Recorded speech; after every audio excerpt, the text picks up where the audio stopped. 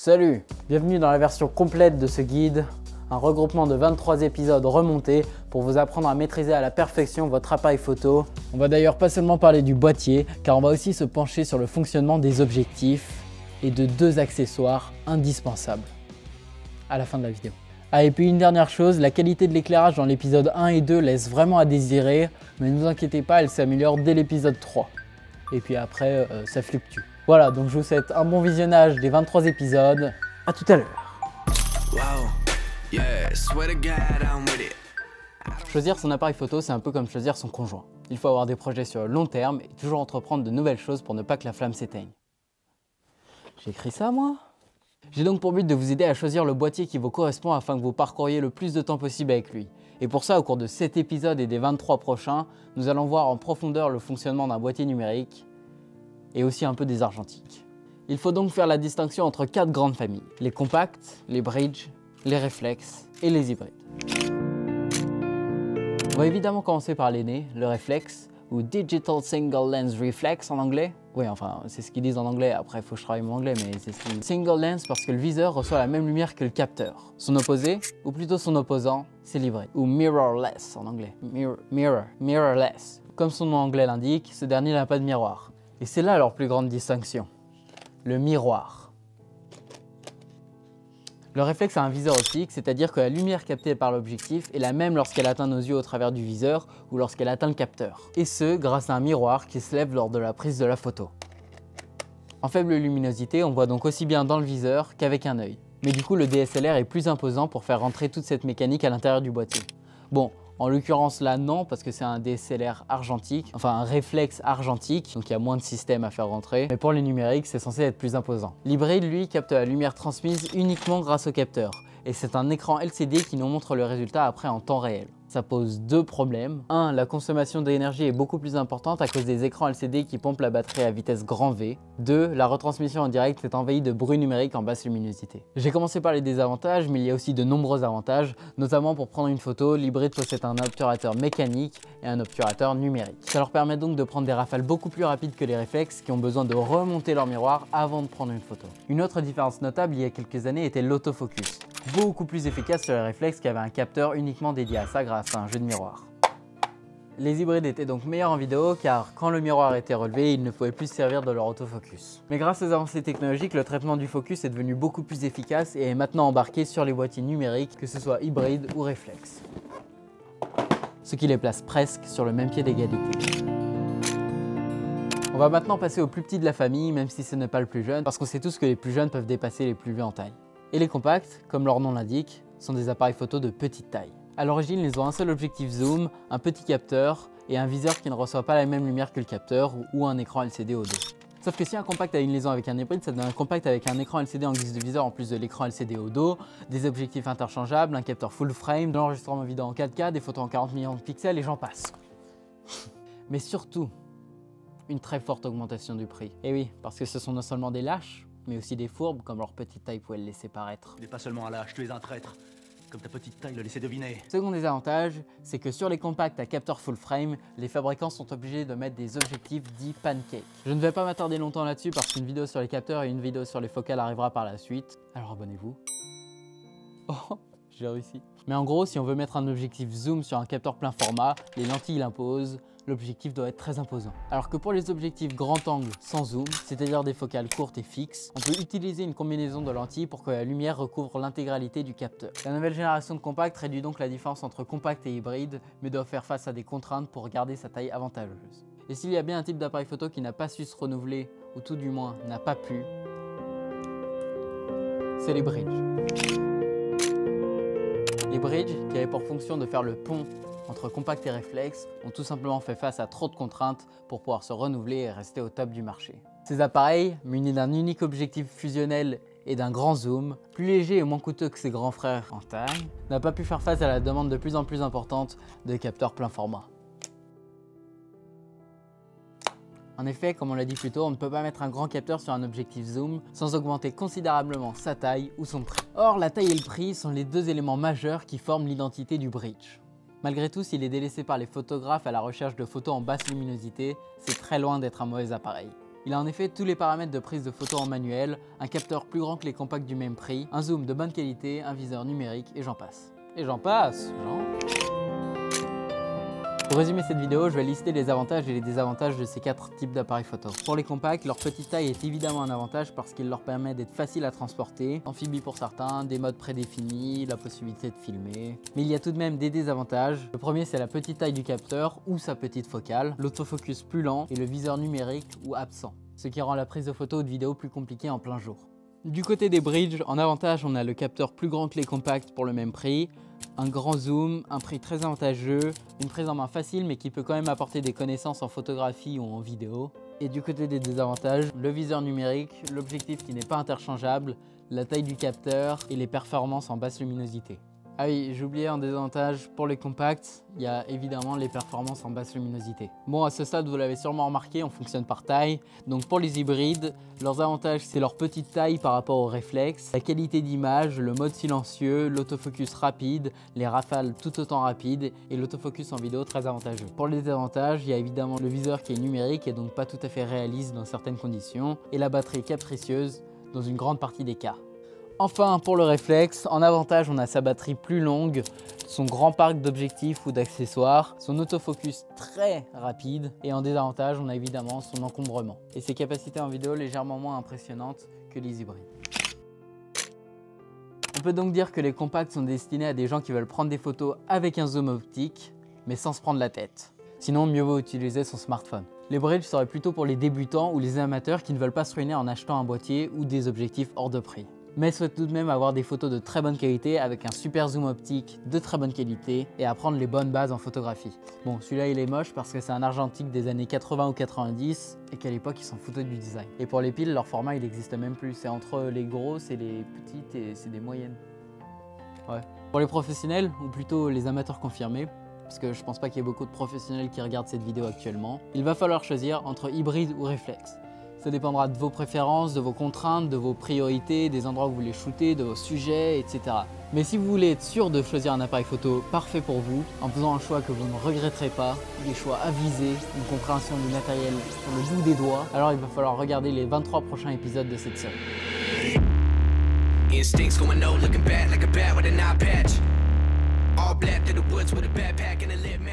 Parce qu'il est important de commencer par les bases, voyons d'abord ce que signifie argentique.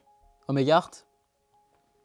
Selon Wikipédia, argentique se dit de la photographie utilisant un support, entre parenthèses, plaque/pellicule, rendu photosensible par des procédés chimiques, par opposition à la photographie numérique. Merci. Dans la foulée, je rappelle la différence entre définition et résolution parce que les deux sont souvent confondus à cause de ces anglophones qui expriment la définition en se servant du mot résolution. Enfin, resolution. On dit plutôt resolution. On va pas se laisser faire. La définition exprime la quantité de pixels dans une image. En photographie, elle est exprimée en mégapixels. Dans le cadre de la vidéo, la définition est le nombre de pixels dans la longueur multiplié par le nombre de pixels dans la largeur. On utilise également les K qui correspondent approximativement au nombre de pixels dans la longueur. La résolution, elle, désigne le nombre de pixels par unité de mesure. C'est le fameux PPP ou PPI en anglais pour pixel per inch, ou alors on utilise aussi le DPP ou DPI en anglais, encore une fois, pour dot per inch. Mais ces mesures sont surtout utilisées pour l'impression. Parenthèse faite, on peut rentrer dans le vif du sujet. Grâce aux pellicules, les caméras argentiques sont capables de réaliser des images en très haute résolution parce que les couches RVB sont superposées sur toute la surface de la pellicule. Au contraire, pour les caméras numériques, les pixels rouge, vert et bleu ne représentent qu'un tiers de la surface du capteur car ils sont tous répartis sur la même couche. Pour couvrir toute la surface de l'image, un boîtier numérique a donc besoin d'une intervention logicielle, mais ça on en reparlera dans l'épisode sur les capteurs. La définition moyenne des pellicules ou films est d'environ 150 paires de lignes dans une seule direction par millimètre. On ne peut pas réellement utiliser les pixels pour donner la définition d'une pellicule parce qu'il faut d'abord la scanner pour ensuite obtenir une image numérique. Mais pour cet exemple théorique, on va partir du principe qu'on peut facilement. Si on a 300 lignes par millimètre dans une seule direction, ça nous donne une résolution par millimètre carré de 300 par 300, soit 90 000 lignes par millimètre carré, qu'on va considérer être des pixels avec un scanner parfait. Ça nous donne donc 90 000 pixels par millimètre carré, soit 0,09 mégapixels. Or, les films 35 mm ayant une surface de 35 par 24 mm, soit 864 mm carrés, ça nous donne 0,09 864 qui est égale à 78, donc une définition de 78 mégapixels pour une pellicule de 35 mm. On associe souvent la qualité à une grande quantité de mégapixels, mais même si ceux-ci sont importants, ils correspondent seulement au potentiel maximum que peut atteindre la caméra en termes de définition. Premier coup, en gros, plus il y a de mégapixels, plus le film ou le capteur peut potentiellement capturer de détails. Une grande quantité de mégapixels va permettre d'imprimer une très grande image ou de recadrer à l'intérieur de l'image, ce qu'on appelle le crop. Mais la qualité de la photo dépendra surtout d'autres capteurs comme la qualité de l'objectif, l'étendue de la plage dynamique, la taille du capteur ou encore d'autres facteurs. Ce mythe est tout autant valable pour les caméras numériques, sauf que les photos ou les vidéos prises avec ce genre d'appareil sont immédiatement numérisées. Pour les photos argentiques, c'est différent parce qu'elles nécessitent une étape supplémentaire, celle de la numérisation à l'aide d'un scanner. Et la technologie actuelle entraîne une grosse perte de qualité. Cependant, les films étant intemporels tant qu'ils sont stockés dans de bonnes conditions, peut-être que dans quelques années, on tirera des photos en 78 millions de pixels à partir de pellicules 35 mm des années 70. On aura donc une meilleure définition et une qualité légèrement accrue. Mais pour l'instant, on peut considérer que les vidéos ou les sites intitulés The Real Resolution of Film vs Digital, la réelle résolution des pellicules versus le digital, ne sont en réalité que de la propagande anti-numérique. Mais on ne choisit pas un appareil photo argentique pour sa qualité, sa définition ou ni même sa stabilisation numérique. Non, on le choisit pour son look, ce grain, le plaisir de prendre une photo sans savoir ce qu'elle va réellement donner avant bien 2 semaines ou encore ce petit pic de dopamine quand on reçoit l'enveloppe, qu'on est là, qu'on l'ouvre et qu'on sort la photo et qu'on découvre une photo entièrement sous-exposée. C'est ça le plaisir de l'argentique.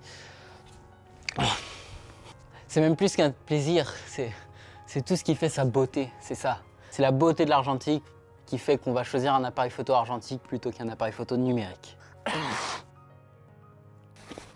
De plus, un boîtier argentique est moins cher qu'un numérique à qualité égale. Et il n'y a pas besoin de vendre un rein pour s'acheter une optique. Mais il faut ajouter le prix de chaque rouleau de pellicule pour 24 ou 36 expositions. Pour 24 ou 36 photos quoi. Et il faut aussi ajouter le prix pour faire développer ces photos dans un labo spécialisé ou alors le prix des produits chimiques pour le faire soi-même. Et je vais finir avec quelques notes négatives. Déjà, le boîtier argentique est plus lourd et en plus, il est impossible de changer la sensibilité des pellicules après les avoir achetées. C'est-à-dire qu'on sera bloqué avec du 100 ou du 400 ISO. Mais bon, il y a cette dopamine quoi, et puis elle est tellement plus importante que toutes ces contraintes. Après, c'est à vous de faire un choix ou alors vous choisissez les deux.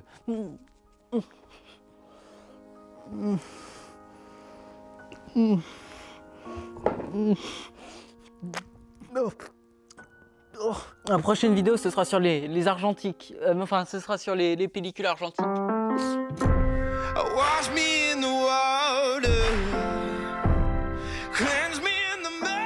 Ça peut paraître un peu hors sujet par rapport à ce guide, mais il est important de connaître les origines chimiques du cinéma et de la photographie. Surtout que certaines productions hollywoodiennes utilisent encore les pellicules pour shooter des blockbusters. Et en plus de ça, si jamais à la fin de ce guide vous décidez d'acheter un appareil photo argentique, alors cette vidéo vous sera très certainement utile.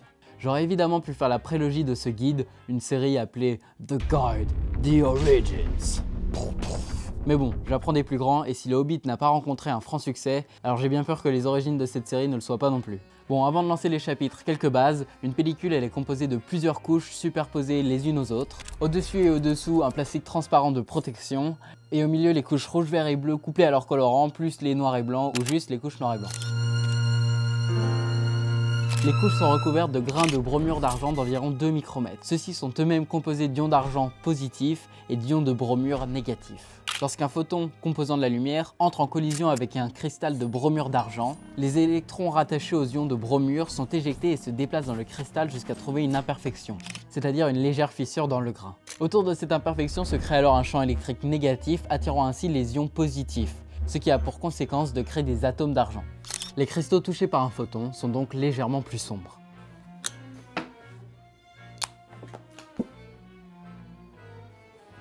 Lors du développement dans une salle noire, le premier produit chimique contamine les cristaux insolés, les transformant en un agent métallique insensible à la lumière. Puis on utilise des agents fixateurs de manière à détruire les cristaux non insolés, de manière à ce qu'ils n'altèrent pas l'image une fois celle-ci exposée à la lumière. On obtient alors un négatif car les cristaux insolés, ceux qui sont rentrés en contact avec un photon, sont plus sombres. Et là encore, on utilise un produit chimique pour inverser les couleurs de l'image. Pour une pellicule en couleur, c'est légèrement plus complexe, parce qu'il n'y a pas une seule couche, mais 4. Non, 7. Une couche noir et blanc, et 3 couches de colorant associées à 3 couches sensibles à certaines longueurs d'onde. Les cristaux de bromure d'argent sont donc seulement sensibles aux photons des rayons lumineux d'une couleur donnée.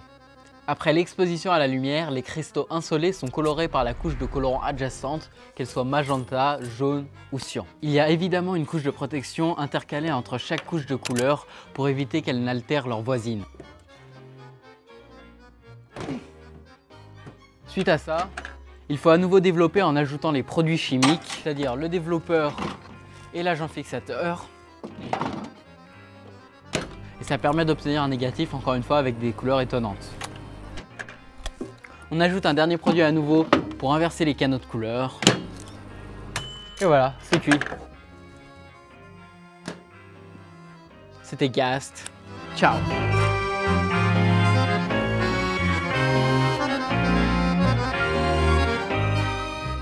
Mais avant de commencer, il est important de connaître la différence entre les 3 formats les plus utilisés. Bon, bien sûr, suivant les constructeurs, ils n'auront pas exactement le même nom, mais c'est le même fonctionnement. Bon, je préfère vous prévenir, j'ai tenté de trouver des vannes pour rendre cette vidéo plus amusante et moins lourde, mais c'est pas vraiment un sujet très intéressant.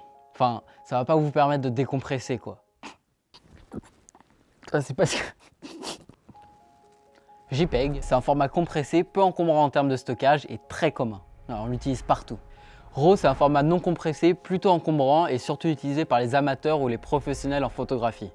Et enfin, TIFF, c'est un format compressé mais sans perte d'informations, c'est le plus encombrant des 3 fichiers et il est surtout utilisé en imagerie médicale ou alors par les scanners de pellicules argentiques. On l'utilise parce qu'il ne perd pas d'informations ou très peu sur l'image qui a été prise et est exploitable immédiatement. C'est-à-dire qu'il n'y a pas besoin de retoucher pour l'utiliser. Mais par contre, jamais vous trouverez sur Google une image en TIFF. En gros, JPEG, c'est un format utilisé partout sur le web, les réseaux sociaux, les téléphones, etc. Partout. Genre même votre grand-mère, elle utilise du JPEG. C'est facile à ouvrir et peu encombrant, mais on ne maîtrise pas la compression. Or, celle-ci entraîne une perte de détails et donc de qualité. Et puis surtout pour la retouche photo, c'est extrêmement mauvais. En gros, on peut simplement ajouter un fil par-dessus l'image pour cacher les détails ou tenter de la rendre plus belle. Ouais, en fait, le JPEG, c'est un peu comme le maquillage. Ça demande un rien pour devenir très moche. Le RAW est un format utilisé par les photographes parce qu'il est facile à retoucher sur un logiciel dédié. Et ce, parce que toutes les données de la photo sont conservées. Et c'est donc celles-ci qui sont modifiées dans un logiciel de retouche photo. Suivant les fabricants, le RAW peut également être appelé DNG, NEF, CRW. Et pour le TIFF, eh bien, c'est un très gros JPEG avec plus d'informations et moins de compression. Enfin, une compression différente qui perd moins de qualité. Une image numérique est en réalité une matrice. Eh oui, ça sert l'aspect maths. Bref, c'est donc une matrice qui comprend pour chaque pixel de l'image et pour chaque canot rouge, vert, bleu, un nombre compris entre 0 et 255. Entre 0 et 255 parce que 2 puissance 8, ça donne 256 valeurs possibles. Mais ça, je vous en reparlerai dans l'épisode 14 sur la gestion des couleurs. 0 étant donc la valeur la plus sombre et 255 la plus lumineuse. Donc par exemple, pour une image de 24 mégapixels, un format RAW comprendrait 24 x 3, soit 72 mégaoctets d'informations, avec 3 correspondant au nombre de canaux, rouge, vert et bleu. Donc pour obtenir une image en JPEG qui ne prendrait pas plus de 4 mégaoctets de place, il faut passer par une étape de compression pour se délester des informations les moins importantes. Les 3 canaux rouge, vert, bleu sont convertis en 3 autres canaux, un représentant l'intensité lumineuse et 2 autres la chrominance, rouge et bleu, ce qui correspond aux couleurs de l'image. Lors de cette étape, la taille des canaux CR et CB est diminuée de manière à prendre moins de place. On peut se permettre de faire cette étape car l'œil est moins sensible aux couleurs qu'aux variations de la luminosité. Accrochez-vous, c'est là que ça devient compliqué. Il faut savoir que nos yeux sont plus sensibles à une certaine fréquence spatiale et à un certain contraste. Plus simplement, ça veut dire qu'on peut plus facilement passer à côté de petits détails dans une image qu'à côté de gros détails. L'image est alors divisée en blocs de 8 par 8 pixels et comparée aux 64 blocs de 8 par 8 pixels d'une représentation du domaine fréquentiel dont nous avons parlé plus tôt. Grâce à la méthode de transformation en cosinus discrète, la matrice de taille 8 par 8 représentant la luminosité est transformée en une matrice de même taille représentant cette fois-ci la fréquence d'une nuance sur un axe horizontal et ou vertical. Voilà, faites ce que vous voulez de cette information. Moi, je vous la donne.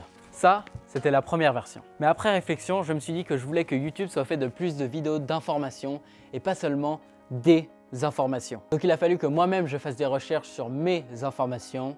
Donc voici l'explication du cosinus discrète.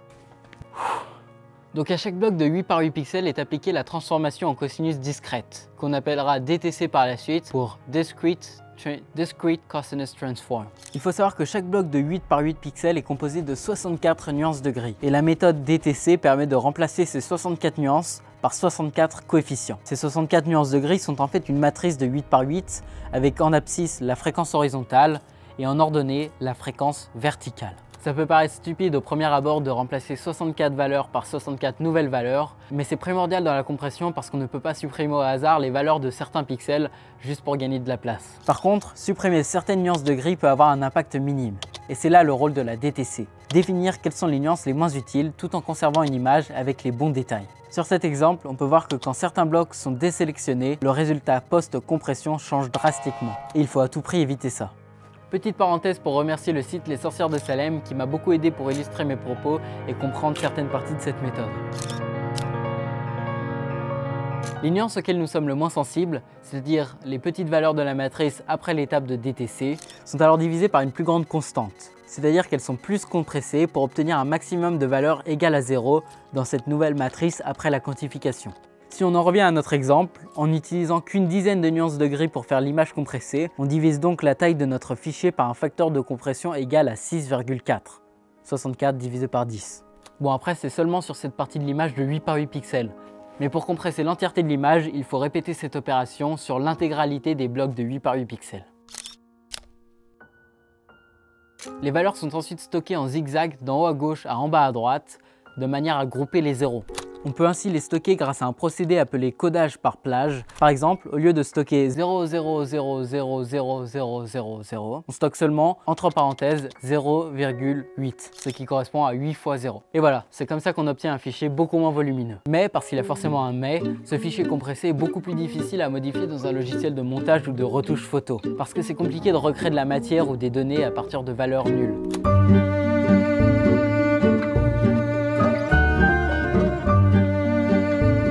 Une photo bien exposée, c'est une photo ni trop claire ni trop sombre, de manière à conserver un maximum de détails. On va parler de l'exposition.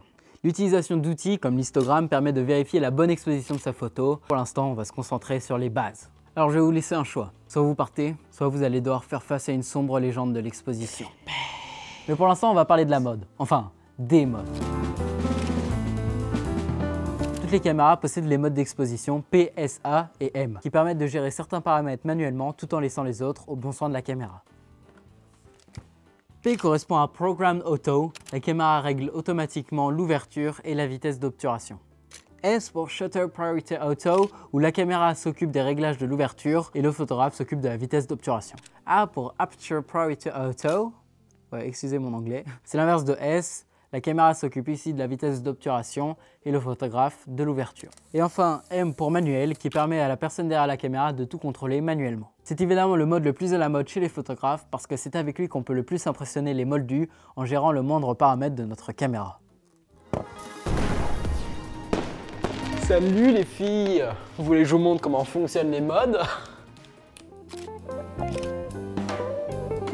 La question qui se pose, c'est comment est-ce que notre caméra est capable de définir quelle est la bonne exposition? Eh bien, simplement en partant du principe que votre image est composée à 50% de zones sombres et à 50% de zones claires. Elle s'adapte ensuite pour que ce ratio soit le même sur chaque photo, mais vous vous en doutez, ce n'est pas la formule gagnante. Et oui, parce que si une scène est shootée sur un fond blanc ou noir, en prenant l'entièreté de l'image comme référence, le sujet a de grandes chances de mal être exposé. Et pour pallier à ce problème, certains fabricants dont on ne citera pas le nom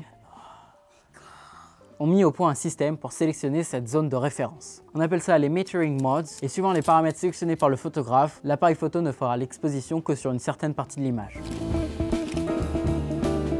Pour les appareils argentiques, c'est beaucoup plus simple. Il y a une aiguille sur le côté qui oscille en fonction de l'exposition, et il faut simplement la centrer entre les deux encoches pour avoir une image, en théorie, bien exposée. Sur les systèmes plus récents, on peut voir des nombres positifs ou négatifs qui auront également pour but de définir si l'image est bien exposée ou non. Ces nombres prennent toute leur importance sur les appareils photo numériques en mode manuel, parce que sur les argentiques, c'est tout le temps en mode manuel, donc de toute façon, il faut faire attention à ces nombres.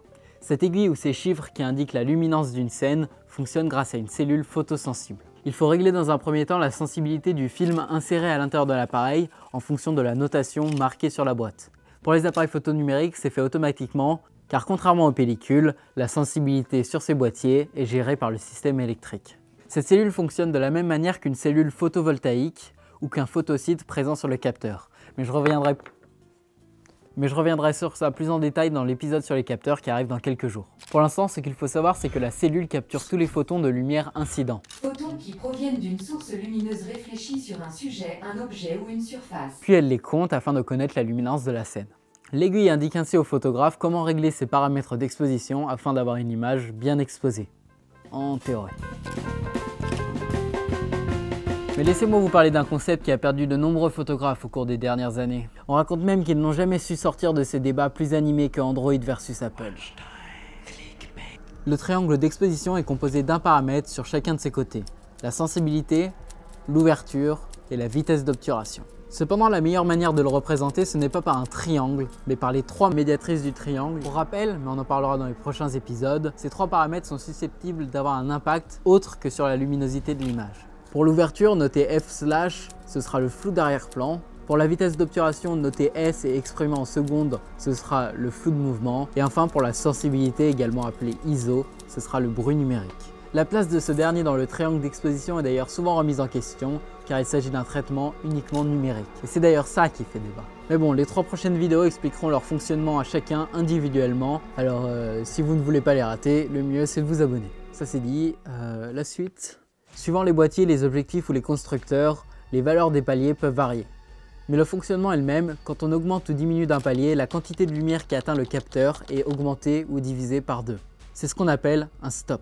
On peut donc diviser les médiatrices du triangle en fonction des stops de notre caméra. En théorie, mais ce n'est bien sûr pas à suivre à la lettre en fonction des scènes que vous voulez shooter, si on prend une image bien exposée, la règle voudrait que si on veut augmenter ou diminuer un des paramètres, il faut compenser avec les autres réglages. Supposons que je veuille un flou d'arrière-plan plus important, j'augmente donc l'ouverture de 3 paliers ou 3 stops, et je dois diminuer la vitesse d'obturation ou la sensibilité de 3, ou alors l'un de 2 et l'autre de 1. Cette règle permet donc de gérer les différents paramètres, mais en ayant toujours une image parfaitement exposée, en théorie.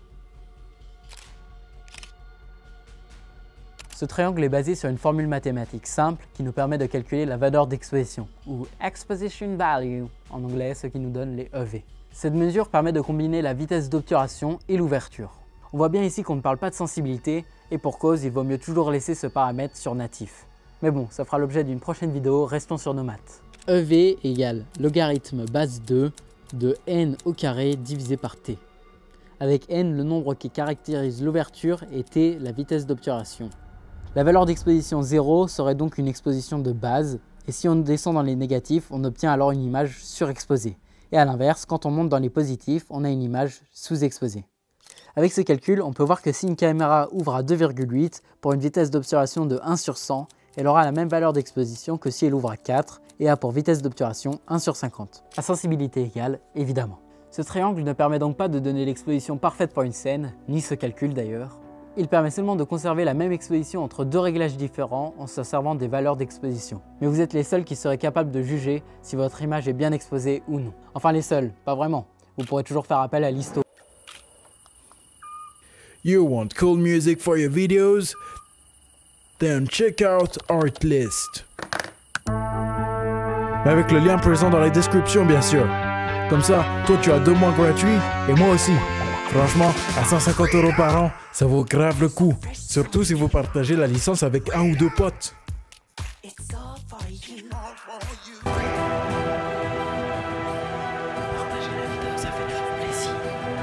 Bon, on va commencer par mettre quelque chose au clair. La sensibilité, c'est la même chose que le ISO. Voilà, en fait on parle de sensibilité du capteur à la lumière en fonction du paramètre ISO sélectionné. Et ISO signifie International Organization of Standardization. C'est donc une valeur internationale standard sur tous les boîtiers, peu importe le constructeur.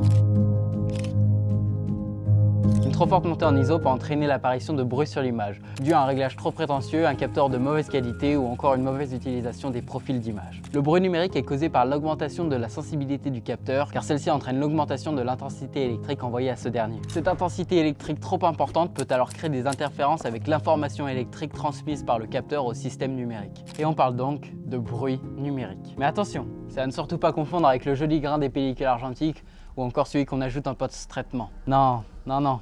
Celui dont je vous parle, croyez-moi, vous ne préférez pas avoir affaire à lui. Parce que, une fois qu'il vous traque, il ne vous lâche plus. Ouais, heureusement, après ces explications, vous saurez comment l'éviter. Le bruit numérique peut aussi être introduit par l'augmentation de la température, car les atomes et les molécules présentes dans l'air se déplacent plus vite et ont donc plus de chances de rentrer en collision avec un photon. Le rayon de lumière serait alors dirigé dans une autre direction et activerait le mauvais pixel au mauvais endroit. Alors bien sûr, il y a possibilité de supprimer ce bruit numérique sur les photos ou les vidéos à l'aide de logiciels ou de plugins dédiés. Mais bon, mieux vaut l'éviter directement lors du tournage. Sur les caméras numériques, quand un rayon lumineux ou plutôt une onde lumineuse frappe le capteur, ce dernier émet un électron de charge électrique proportionnel à l'intensité lumineuse. On parle d'effet photoélectrique. Plus précisément, lorsqu'un photon de lumière rentre en contact avec la plaque en métal, il est absorbé par un électron. Si l'énergie prodiguée à cet électron est suffisante, alors il peut quitter le champ d'attraction de l'atome autour duquel il se baladait. Cet électron est alors stocké et lorsque le processus d'exposition est terminé, sa charge électrique, exprimée en volts, est lue par le capteur. Les ISO interviennent à ce moment précis car ils permettent d'amplifier ou de diminuer le signal analogue lu par les photosites en fonction de la sensibilité native du capteur. Après cette étape seulement, les informations sont converties au format numérique, ou plutôt au format binaire. On parle généralement d'ISO natif, c'est-à-dire la sensibilité naturelle du capteur pour lequel on n'a ni augmenté ni diminué le signal. En général, cette valeur est de 800 ISO, mais bien sûr, ça dépend des boîtiers. S'éloigner de la valeur native entraîne une diminution de la plage dynamique. En gros, une diminution de la quantité de détails dans les zones sombres ou lumineuses d'une même image. Ce qui a pour conséquence d'introduire du bruit numérique. Encore. Pour pallier à ce problème, il existe des boîtiers qui ont deux valeurs d'ISO natives. On parle de Dual ISO. Ce sont des appareils plus chers, forcément, mais le capteur peut transmettre l'information à deux circuits numériques différents en fonction de la valeur d'ISO sélectionnée par l'utilisateur. Un circuit pour une valeur d'ISO native standard et un pour une plus grande valeur d'ISO. Ainsi, lors du passage au circuit numérique adapté aux grandes valeurs, l'image ne subit pas le bruit numérique dû à un gain trop élevé, mais elle subit quand même une légère diminution de la plage dynamique. En résumé, pour éviter d'avoir trop de bruit numérique, il faut tenter de rester sur la valeur d'ISO native du boîtier. Même descendre la valeur d'ISO, c'est interdit. Et puis si possible, il faut aussi tenter de shooter dans des températures relativement froides. Mais bon, rassurez-vous, la plupart des appareils se débrouillent très bien en termes de refroidissement. Et puis même, l'augmentation de la température n'entraîne qu'une très légère augmentation du bruit numérique, qui n'est absolument pas comparable à l'augmentation de la sensibilité du capteur. Pour éviter de changer la valeur de sensibilité native, on peut bien sûr se servir des autres réglages comme la vitesse d'obturation ou l'ouverture, mais on va le voir, ces deux paramètres sont aussi sujets à des inconvénients. Ou alors on peut encore se servir d'un filtre ND, mais ça, ce sera dans un autre épisode.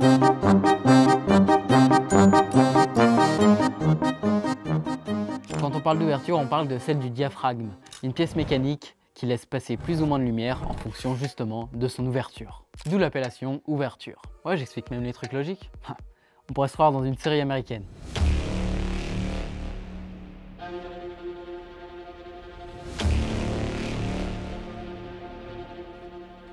On dirait bien que le tueur a atteint son objectif.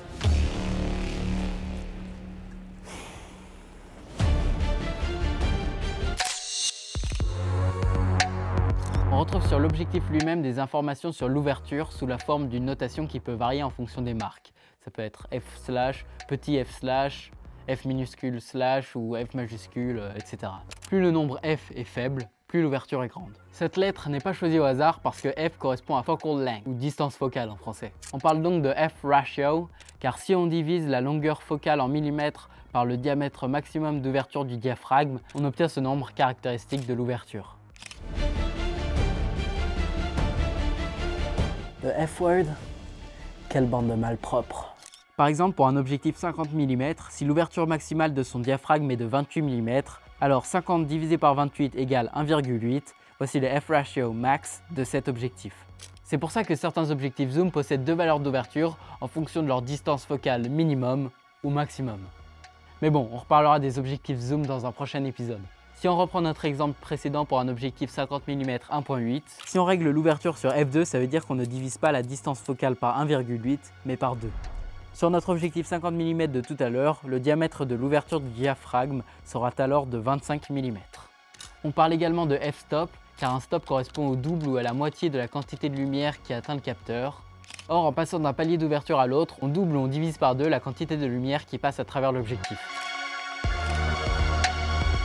On a parlé des f-stop, mais il faut savoir qu'il existe également les t-stop, et pour cette notation, T correspond à transmission en français. La différence, c'est que les f-stop correspondent à une valeur théorique, ce qui n'est pas le cas pour les t-stop.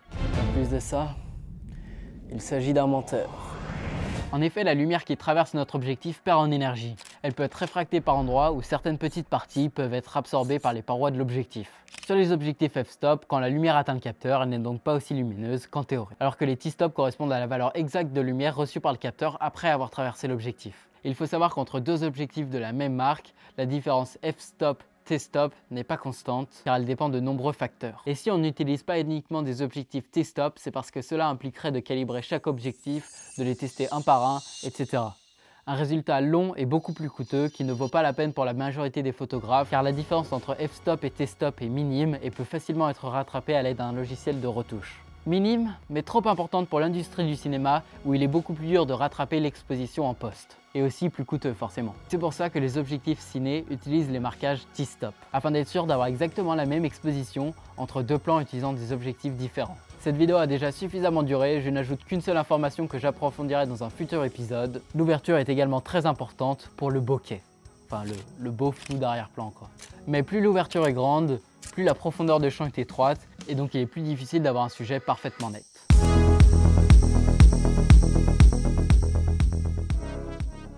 Le dernier composant du triangle d'exposition est donc la dernière fois que je parle de cette théorie douteuse. Mesdames, messieurs, la vitesse d'obturation. Sur ce, rentrons dans le vif du sujet, c'est parti. Le boîtier est composé d'une pièce appelée obturateur. Il s'agit d'une sorte de rideau métallique. Pour les DSLR, lors de la prise de la photo, le miroir se lève et seulement ensuite l'obturateur s'abaisse pour permettre l'exposition du capteur. Pour les hybrides, c'est la même chose, sauf sans l'étape du miroir. Il existe également des obturateurs numériques utilisés sur les smartphones ou les boîtiers en mode silencieux ou encore les compacts ou tout un tas d'appareils. Mais les capteurs qui utilisent ce genre de technologie ont tendance à faire face à plus de bruit numérique car ils sont constamment alimentés en électricité. Et cela peut altérer le bon fonctionnement des photosites, comme on en a déjà parlé dans l'épisode sur la sensibilité et comme on en reparlera dans l'épisode sur les capteurs. Lorsque l'obturateur est ouvert, le capteur reçoit de la lumière jusqu'à ce que la pièce mécanique se referme. Le nombre est affiché en secondes, ou plutôt en fractions de secondes, car plus la valeur est petite, plus la vitesse d'obturation est grande et plus la quantité de lumière reçue par le capteur est faible. L'image est donc figée et laisse peu de place au flou de mouvement. Les modes automatiques, souvent appelés sport ou enfant, utilisent justement un temps d'exposition très court. Salut les filles, j'espère que vous avez réglé vos shutter speed au maximum parce que je suis vraiment un mec qui aime pas perdre de temps pendant sa séance de musculation sportive en salle. Oh, arrête Jasmine, tu vas me faire rougir.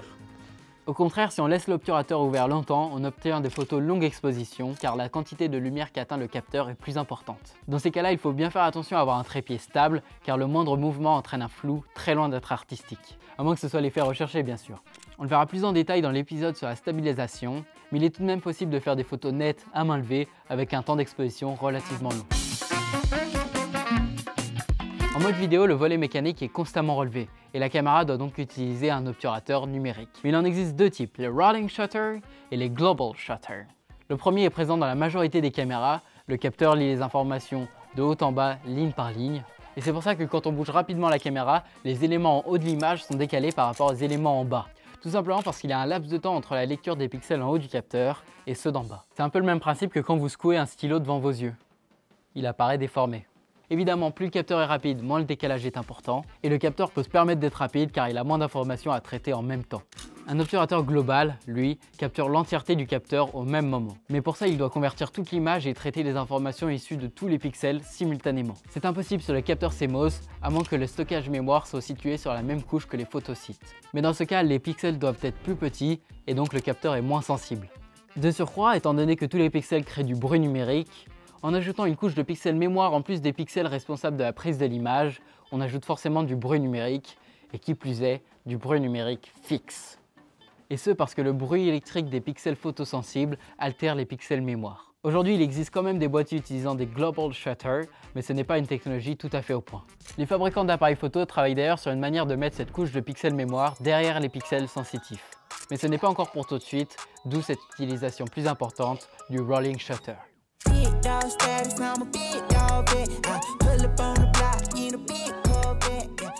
Vous avez certainement déjà vu cette courbe qui s'adapte à votre prise de vue sur votre boîtier ou sur un logiciel de retouche. On va parler de l'histogramme.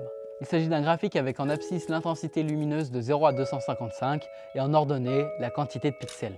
Et oui, si vous pensiez que la photographie c'était uniquement prendre de belles images, alors vous risquez de tomber de haut. Parce que la photographie c'est aussi plein de courbes, de graphiques et de schémas. Plus la courbe est importante d'un côté, plus il y a de pixels dans ces tons de l'image. Le but étant bien sûr d'avoir un histogramme en forme de parabole avec un pic au ton moyen. Si l'histogramme est trop vers la droite, alors l'image est sûrement surexposée, et s'il est trop vers la gauche, alors l'image est sûrement sous-exposée. Mais il faut surtout se rappeler que l'histogramme est un outil qui ne sera pas forcément utile dans certains cas de figure. Comme par exemple lors d'un shooting sur fond noir ou encore des photos en clair-obscur. J'ai eu 12 au bac. Alors voilà, peut-être qu'à l'instant vous êtes justement en train de courir à vos appareils photo pour activer l'histogramme, mais l'histogramme de luminosité est imparfait. Pour être au top, il faut avoir l'histogramme RVB. Le fonctionnement est le même, mais cette fois-ci, le graphique correspond à l'intensité lumineuse des canaux rouge, vert et bleu. On verra plus en détail dans un prochain épisode, mais le capteur, comme notre œil, est plus sensible à certains canaux de couleur, comme le vert. Or, l'histogramme de luminosité étant la moyenne des canaux rouge, vert et bleu, si certains canaux de couleur sont surexposés ou sous-exposés, ce ne sera pas forcément visible sur cet histogramme blanc. Mais malgré tout, notre image perdra quand même des détails dans certaines zones. Il existe également des histogrammes qui comportent les 4 courbes sur le même graphique, voire même plus, parfois il y a aussi les courbes jaune, magenta et cyan qui s'ajoutent. Mais bref, le fait d'avoir plusieurs courbes combinées sur le même graphique, ça permet un gain de place conséquent sur notre moniteur, surtout qu'il est minuscule. Et pour finir, si votre boîtier n'a pas cette fonction d'histogramme rouge, vert, bleu, alors de 1, on vit très bien sans, et puis de 2, vous pouvez toujours acheter un moniteur externe sur lequel vous pouvez calibrer tout plein de graphiques.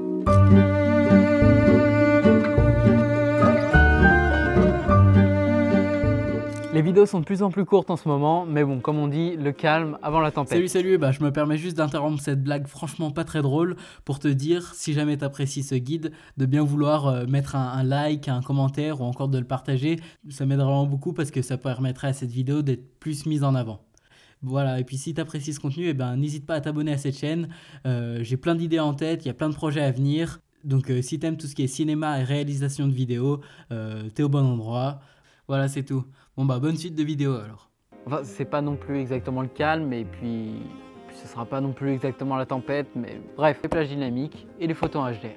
La plage dynamique mesure en stop, caractérise l'étendue des tonalités, des zones les plus sombres aux zones les plus claires que l'appareil est capable de capturer sans perdre de détails dans une même photo. Pour rappel, un stop c'est le passage d'un palier à un autre, que ce soit pour l'ouverture, la vitesse d'obturation ou la sensibilité. L'œil humain est capable de voir environ 14 stops. Et les boîtiers numériques standards sont capables de prendre des photos en SLR, Standard Dynamic Range, ce qui correspond à une plage dynamique standard de 6 stops. Tout en sachant que cette plage dynamique standard varie en fonction des réglages de notre caméra. Par exemple, si la sensibilité est réglée sur native, alors notre plage dynamique sera plus étendue que si on augmente cette sensibilité. Mais pour en apprendre plus, si ce n'est pas encore fait, je vous invite à aller voir l'épisode dédié à la sensibilité du capteur. L'utilisation de certains moniteurs externes permet d'augmenter cette plage dynamique, tout comme c'est le cas avec l'utilisation d'un très bon capteur. Depuis quelques années, il y a également une mode florissante du HDR, High Dynamic Range, capable de prendre des photos avec une plage dynamique aussi efficace que notre œil, soit 14 stops. Aujourd'hui, la plupart des appareils photo sont équipés du mode HDR, que ce soit compact, drone, action cam ou même smartphone. À vrai dire, même mon micro-ondes le peut. Ouais, je compense le manque de contenu par quelques blagues douteuses. En fait, pour prendre une photo en HDR, c'est très simple. Il suffit de prendre 3 photos avec son appareil photo exactement au même endroit. Pour ça, il est évidemment conseillé d'utiliser un trépied. Donc parmi ces 3 photos, il y en aura une surexposée, une sous-exposée et une entre les deux. De la photo sous-exposée, on va obtenir des informations sur la partie lumineuse de l'image. De la photo surexposée, des informations sur la partie sombre de l'image. Et enfin, avec la photo au milieu, des informations sur tout le reste. Ensuite, il suffit de mixer les 3 photos à l'aide d'un logiciel de retouche dédié comme Photoshop ou Lightroom. Et puis, tadam, on obtient une photo en HDR. Ah ouais, alors là, le résultat est impressionnant.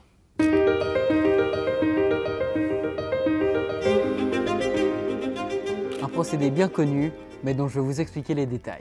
La balance des blancs est un procédé qui permet à notre caméra ou à notre œil d'adapter sa vision du blanc et des couleurs en fonction de l'éclairage d'une scène. On en a déjà parlé dans l'épisode 2 sur les formats, mais l'un des gros avantages du RAW, c'est également de pouvoir modifier la balance des blancs en post-production sans qu'il y ait un impact néfaste sur l'image. Il faut savoir que chaque source de lumière est caractérisée par sa température de couleur, exprimée en Kelvin et notée K. Cette dernière est une mesure scientifique telle que température en Kelvin est égale à température en degrés plus 273,15. La température de couleur peut varier de 1000 à 10 000 Kelvin. 1000 correspondant à la lumière la plus chaude, comme par exemple une flamme, et 10 000 correspondant à la lumière la plus froide, par exemple l'éclairage de la Lune. Ce qui peut d'ailleurs paraître paradoxal car 10 000 Kelvin, c'est beaucoup plus chaud que 1000 Kelvin. Techniquement, une source de lumière peut ne pas être comprise dans cet intervalle de valeurs, mais dans ce cas, on rentre dans les cas particuliers et on n'en parlera pas ici. Un dernier détail, c'est important de connaître la température de couleur du Soleil qui tourne autour de 5600 Kelvin, au cas où vous essayez de répliquer une scène de jour à l'aide d'éclairage. Sur les boîtiers, il y a souvent un petit logo à côté de la balance des blancs pour aider à choisir les bons réglages en fonction des différentes scènes. À ce stade, vous vous dites peut-être que ce n'est pas logique parce qu'une LED ayant une température de 6000 K ne chauffe pas pour autant à 5726,85 degrés. Et vous avez tout à fait raison, il a un petit air de Dora l'exploratrice mon guide. En réalité, la température de couleur d'un éclairage n'est pas en adéquation avec sa température réelle. En fait, c'est la longueur d'onde des rayons lumineux qu'un éclairage donné émet, c'est-à-dire la couleur de la lumière de cet éclairage, qui est comparée à l'échelle de la température de couleur. Elle-même basée sur la couleur de la lumière émise par un corps noir lorsque celui-ci est chauffé à une certaine température. Un corps noir, c'est un objet qui absorbe l'entièreté de l'énergie qui lui est transmise. Et je ne vous apprends rien là-dessus, vous avez certainement déjà vu sur YouTube ces vidéos avec des couteaux chauffés à 700 degrés qui apparaissent rouges.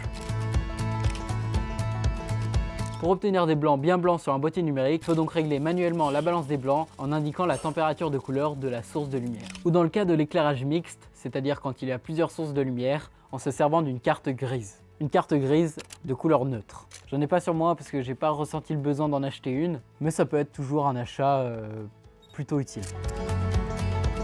C'est donc une carte qui est composée à 18% de rouge, à 18% de vert et à 18% de bleu. Pour régler la balance des blancs à l'aide d'une carte, il suffit de la prendre en photo et la magie s'opère toute seule.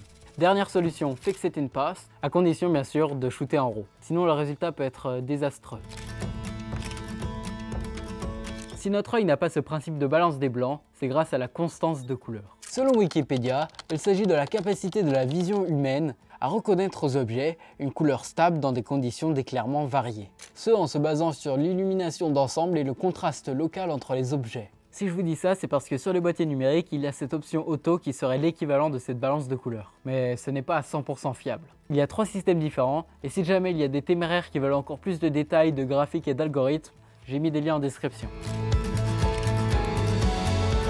En supposant que la moyenne des canaux rouge-vert-bleu d'une image contenant suffisamment de variations de couleur devrait donner une couleur grise neutre, le boîtier ajuste ces canaux rouge-vert-bleu pour obtenir cette couleur moyenne grise. Et en théorie, c'est supposé donner une balance des blancs acceptable. Le problème, c'est que si les couleurs dans l'image ne sont pas suffisamment variées, cette méthode est inutile. En admettant que le pixel le plus lumineux d'une image soit blanc et ait donc une valeur de 255, le boîtier se sert de ce pixel comme référence pour ajuster ses canaux rouge, vert et bleu. Si on veut absolument intégrer des maths pour rendre ce principe un peu plus complexe, ça nous donne une multiplication de matrices. Par exemple, si on considère que le pixel le plus lumineux du canal rouge d'une image est pour valeur assignée 240 et soit considéré comme faisant partie d'une surface blanche par le système numérique, alors pour obtenir les valeurs des 3 canaux de couleur après correction de la balance des blancs, on multiplie la matrice de 3 par 1 contenant les valeurs des canaux rouge, vert, bleu avant la correction de la balance des blancs par une matrice diagonale de 3 par 3 contenant la valeur de différence entre la valeur la plus lumineuse de chaque canal avant correction et la valeur blanche admise, soit 255. Je n'ai pas vraiment le temps d'expliquer le fonctionnement d'une matrice dans cette vidéo, donc je vous laisserai un lien en description vers une vidéo de Matrix. Ce qu'il faut savoir, c'est que dans notre cas, ça revient à multiplier les valeurs de chaque ligne pour obtenir la valeur après correction. C'est la méthode qui est la plus utilisée actuellement, et si j'ai pris beaucoup de temps à expliquer la méthode 2, c'est parce que la partie mathématique est très similaire dans la méthode 3. Bon. Ce cher Johann von Kreis était un physicien allemand du 19e siècle. Il est à l'origine de la théorie de la duplicité de la vision, c'est-à-dire que nous voyons de jour avec les cônes situés sur notre rétine et en basse luminosité avec les bâtonnets également situés sur notre rétine. Grâce à son étude des cônes, il a créé l'espace colorimétrique LMS. Ces courbes représentent précisément la sensibilité en pourcentage des cônes LMS en fonction d'une longueur d'onde précise. Cette représentation des couleurs est donc un espace colorimétrique au même titre que Adobe RGB ou sRGB qui sont des espaces colorimétriques dits RGB. Et à l'aide d'une simple matrice, on peut passer de RGB à LMS simplement. Tout ça, c'est à ne pas confondre avec les courbes LSD qui offrent également un espace de couleur très étendu, mais c'est pas très scientifique. On utilise la méthode de Vincraft parce que les courbes LMS représentent les valeurs de couleurs exactes mesurées sur les cônes de l'œil humain. Contrairement aux espaces colorimétriques RGB qui ne sont qu'une représentation virtuelle des couleurs du spectre visible et de ses nuances. Ensuite, c'est le même principe que la méthode 2. Pour obtenir la valeur des canaux LMS après balance des blancs, on multiplie la matrice de 3 par 1 contenant la valeur de chaque canal avant correction avec une matrice diagonale contenant la valeur du pixel le plus lumineux divisé par la valeur du pixel considéré comme blanc pour chaque canal. Il existe d'autres systèmes qui se servent d'algorithmes, de courbes de chrominance, etc. C'est très intéressant, mais franchement pas simple à saisir. Ceci dit, si jamais vous arrivez à comprendre tous ces autres systèmes, vous pourrez beaucoup plus vous la péter en boîte de nuit que simplement en ayant compris Inception ou Tenet. N'hésitez pas à vous abonner, activer la cloche, laisser un commentaire, lâcher un like, partager cette vidéo.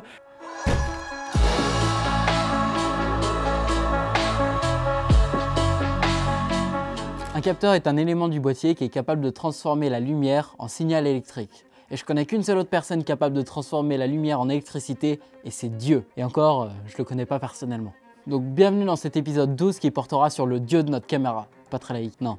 Bienvenue dans cet épisode 12 qui portera sur un autre composant de notre boîtier. Il en existe plusieurs types, on parle généralement de 1 pouce, micro 4 tiers, APS-C, full frame. Ce sont les plus connus et les plus répandus, mais il en existe bien d'autres. Cela va de soi, mais plus un capteur est grand, plus il est capable de capter une grande quantité de lumière. Donc meilleur il est en basse luminosité et meilleure est sa définition. Mais après forcément il sera plus cher. Petite parenthèse, on ne parlera pas des capteurs 1 pouce et plus petits qui sont seulement présents dans les compacts entrée de gamme, les smartphones ou les drones. Mais il faut savoir qu'ils ont exactement le même fonctionnement que les plus grands capteurs.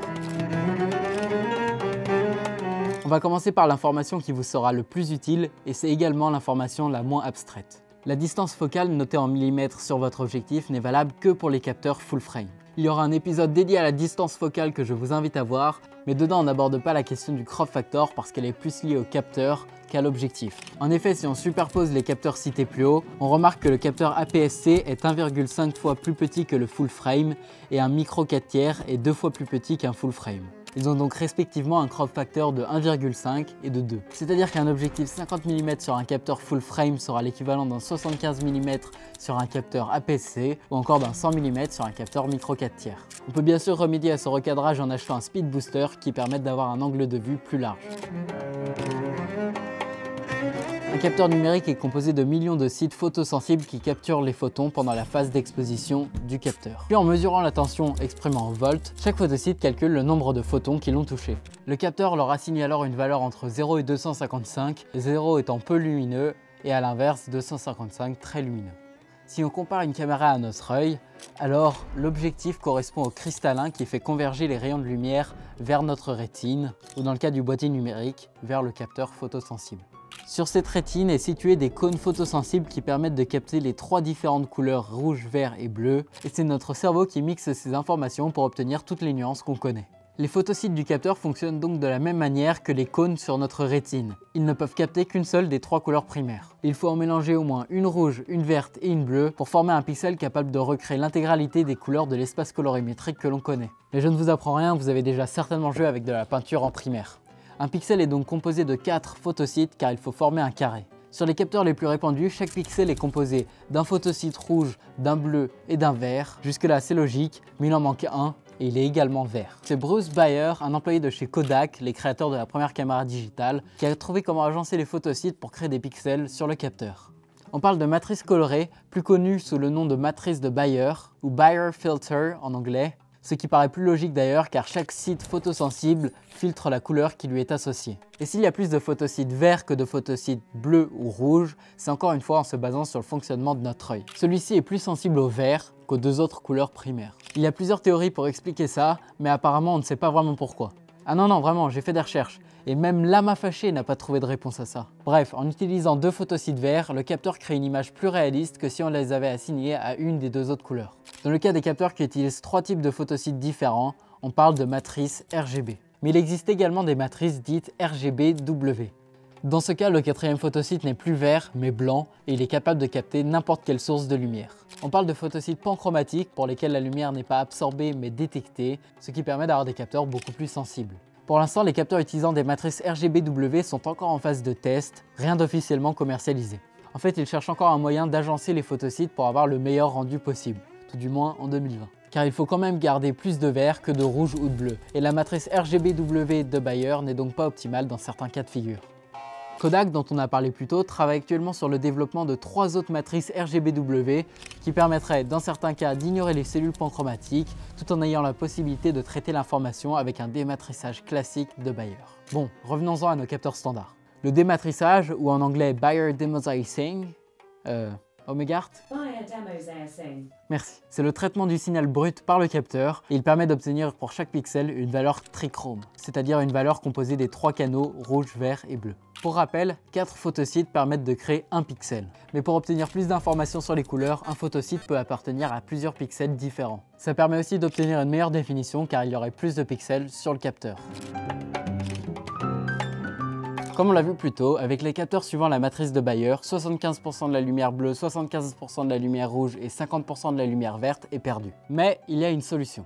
Le Foveon Sensor, développé par Sigma, est composé de 3 couches, bleu, puis vert, puis rouge. La couche bleue étant plus fine que la couche verte, elle-même plus fine que la couche rouge.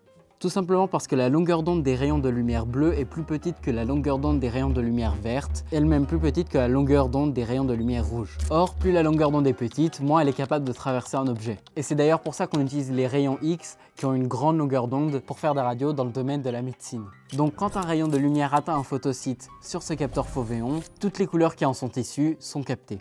On obtient donc une caméra très sensible et très juste dans sa retranscription des couleurs. Pour l'instant, ce n'est pas une technologie tout à fait au point, bien que certaines caméras utilisant ces capteurs soient déjà commercialisées. Un autre moyen d'obtenir une meilleure définition, c'est le système de Pixel Shift Multi-Shooting, développé par Sony. En gros, le boîtier prend 4 photos en décalant le capteur sur l'axe X ou Y de 1 pixel entre chaque cliché. Puis les 4 photos sont combinées pour obtenir une seule et même image. Cette technologie permet donc une super acquisition des couleurs et une définition époustouflante. Par exemple, un capteur 42 millions de pixels utilisant ce système pourrait prendre des photos en 196 millions de pixels. Mais le problème étant que si la caméra ou le sujet bouge pendant la prise de photo, alors il va y avoir des zones dupliquées dans l'image. Pour l'instant, la solution la plus abordable reste donc le système de Bayer. Un capteur a une certaine définition. Supposons donc qu'il y ait une ligne très fine, loin dans la photo. Les détails sont alors trop fins pour être affichés grâce au pixel du capteur. Ce dernier est donc obligé de faire des approximations sur les pixels adjacents. Des approximations pas très esthétiques dans certains cas, on parle d'artefacts de dématrissage. Pour y remédier, les constructeurs placent un filtre AA devant le capteur. Un filtre anti-crénelage ou anti-aliasing filter en anglais. Il s'agit d'une fine couche placée devant le capteur qui permet de flouter les détails problématiques. Ceux dont on a parlé plus tôt, c'est-à-dire ceux qui sont trop petits pour être affichés nettement grâce à plusieurs pixels. Voilà, c'est tout pour cette première partie sur les capteurs.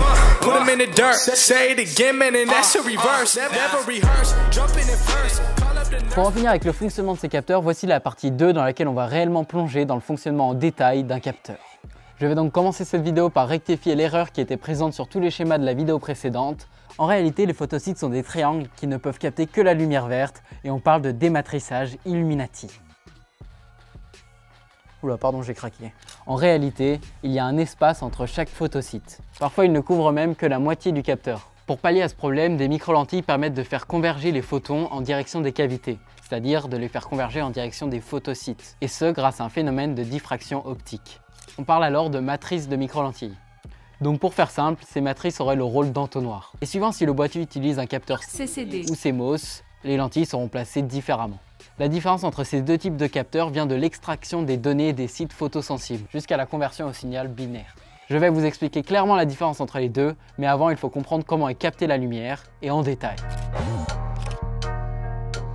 Le fonctionnement des sites photosensibles du capteur est le même que le fonctionnement des cellules photovoltaïques. Un photosite est donc un matériau semi-conducteur qui a pour propriété d'absorber facilement la lumière et de générer une tension électrique. Le champ électrique est obtenu grâce à 2 couches de silicium dopé, c'est-à-dire 2 couches auxquelles on a ajouté des éléments perturbateurs améliorant la conductivité.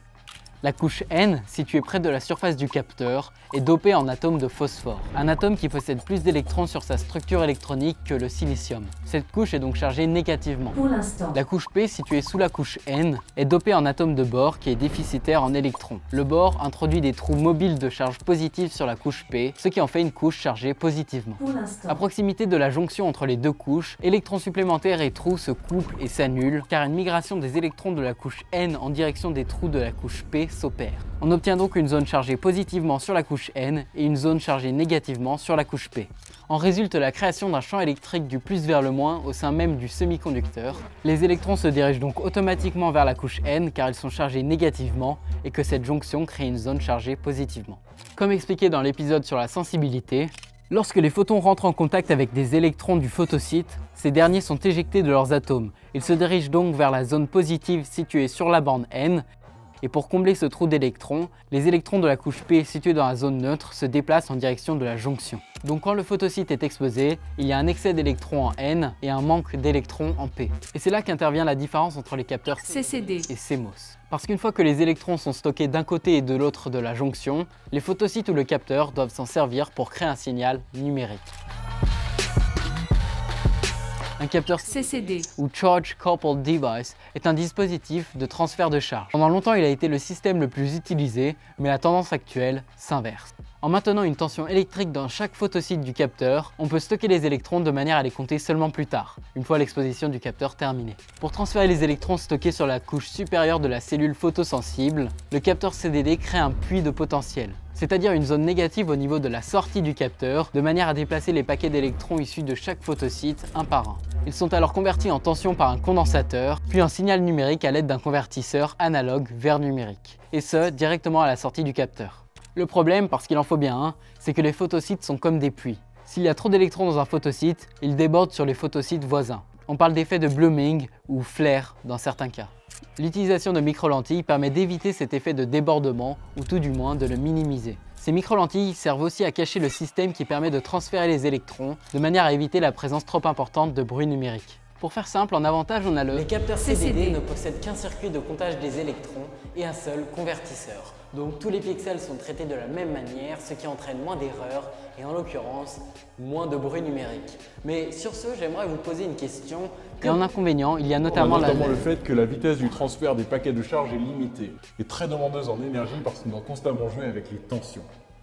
Non, asseyez-vous plus loin. Oui, magnifique, vous êtes magnifique, mademoiselle. Un capteur CMOS ou en anglais Complementary Metal Oxide Semiconductor. Oh mais garde, ça donne quoi en vrai anglais? Complementary Metal Oxide Semiconductor. Donc un capteur CMOS, c'est un semi-conducteur à oxyde de métal complémentaire. Ça signifie que pour rééquilibrer les photosites, il suffit de relier la couche N à la couche P. De cette manière, les électrons peuvent rejoindre les trous et ainsi rééquilibrer le semi-conducteur. Un système électrique intercepte donc la tension pour la convertir en signal analogique directement au niveau de chaque photosite. Comme pour les capteurs CDD, le circuit de conversion analogique vers numérique est situé à la sortie du capteur. Le comptage des électrons est donc beaucoup plus rapide car il n'y a pas besoin de déplacer les charges d'électrons. Tout se fait au niveau du site photosensible. Mais tout ce circuit électrique prend tout de même de la place sur le capteur. Les microlentilles placées au-dessus de chaque filtre permettent donc de faire converger le rayon lumineux vers la surface photosensible. Mais on ne peut malheureusement pas les placer au-dessus du circuit électrique lors de la fabrication. Et bien qu'elles soient minimes, il y a quand même des pertes d'informations. C'est facile pour les avantages, on a le fait que les capteurs CMOS sont très rapides et peu demandeurs en énergie. Ils ont également une large plage dynamique car ils ne sont pas affectés par le problème de blooming. En effet, chaque photosite étant géré indépendamment, ils ne peuvent dépasser leur valeur maximum. Mais cela me laisse avec une question qui me taraude, jusqu'où peut-on aller pour réussir sur YouTube? Mais par contre, pour les inconvénients, le problème vient de sa principale qualité, l'amplificateur de sensibilité situé au niveau de chaque pixel sur les capteurs CMOS, alors qu'il n'y en a qu'un seul sur les capteurs CCD. Ce qui entraîne donc forcément l'augmentation de la quantité de bruit numérique, à moins de rester sur isonatif, mais tout de même, il y en aura quand même plus que sur les capteurs CCD. Et pour répondre à la question qui a été posée, très loin. Oui c'est ça, faites tourner votre robe comme dans Titanic. Bah attendez, bien sûr que j'ai des bonnes références, hein, je suis réalisateur, hein, ou quoi. Pour résumer, les capteurs CMOS sont beaucoup plus répandus de nos jours, non seulement parce qu'ils sont en général moins chers, mais surtout parce que depuis quelques années, ils ont eu droit à des améliorations importantes. Notamment au niveau de la taille du capteur, de leur définition, du nombre d'images par seconde qu'ils sont capables de réaliser, etc. Donc malgré les capacités accrues des capteurs CCD en basse luminosité, les lacunes des capteurs CMOS sont peu à peu comblées et en font un matériel beaucoup plus attrayant.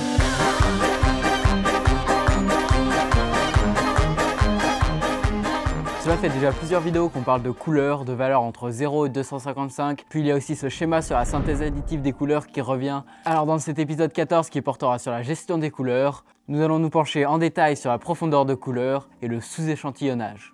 Et puis dans l'épisode prochain, on verra comment avoir un impact avec notre boîtier sur ces couleurs. Alors je vais expliquer rapidement la synthèse additive des couleurs parce que c'est grâce à elle qu'on peut percevoir n'importe quelle nuance à partir de simplement 3 pixels, rouge, vert et bleu. Lorsque l'on projette ces 3 couleurs sur un écran, celles-ci s'additionnent pour en former d'autres. C'est exactement le même principe dans notre œil ou sur le capteur de la caméra. Les photosites ou les cônes, comme on en a déjà parlé à l'épisode 12, perçoivent la lumière. Et c'est notre cerveau ou le système numérique qui transforme ces informations pour nous donner toute la gamme de couleurs.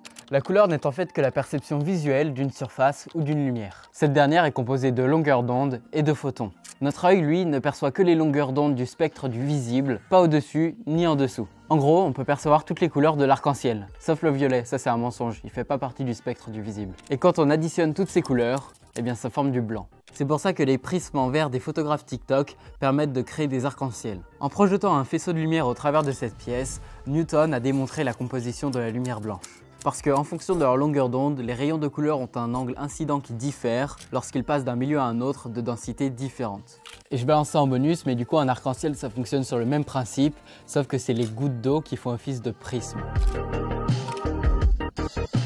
On a parlé de la partie physique de la couleur et on va maintenant passer à la partie nerd. C'est-à-dire comment est codée cette lumière par notre capteur. C'est la fameuse profondeur de couleur. La profondeur de couleur est un terme utilisé pour décrire la couleur d'un pixel et elle est exprimée en bits. En informatique, un bit égale un chiffre qui peut prendre pour valeur 0 ou 1. Et il faut 8 bits pour former un octet. Chaque photosite est codée par un octet. Elle peut donc prendre 2 puissance 8 valeurs, soit 256 valeurs possibles par photosite. C'est pour ça que la luminance d'une couleur est notée de 0 à 255. Un appareil photo capable de shooter en 8 bits peut donc afficher 256 nuances pour chaque canot rouge, vert ou bleu. Comme on l'a vu, chaque photosite peut coder une des 3 couleurs primaires, ce qui nous donne 256 puissance 3, soit 16 777 216 variations de couleurs possibles. Et ça, c'est le standard. Maintenant, il existe aussi des appareils photo capables de shooter en 10 bits, en 12 bits, voire même plus pour les caméras au cinéma. Pour une profondeur de couleur en 10 bits, on a donc, entre parenthèses, 2 puissance 10 puissance 3,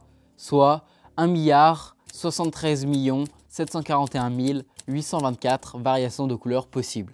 Pour du 12 bits, on a entre parenthèses 2 puissance 12 puissance 3, ce qui nous donne plus de 60 milliards de couleurs possibles. Et s'il y a encore plus de bits, alors je ne serais même pas capable d'énoncer le nombre, alors on va s'arrêter là. À ce jeu-là, on pourrait dire que les constructeurs d'appareils photo s'amusent à montrer qui a la plus grosse.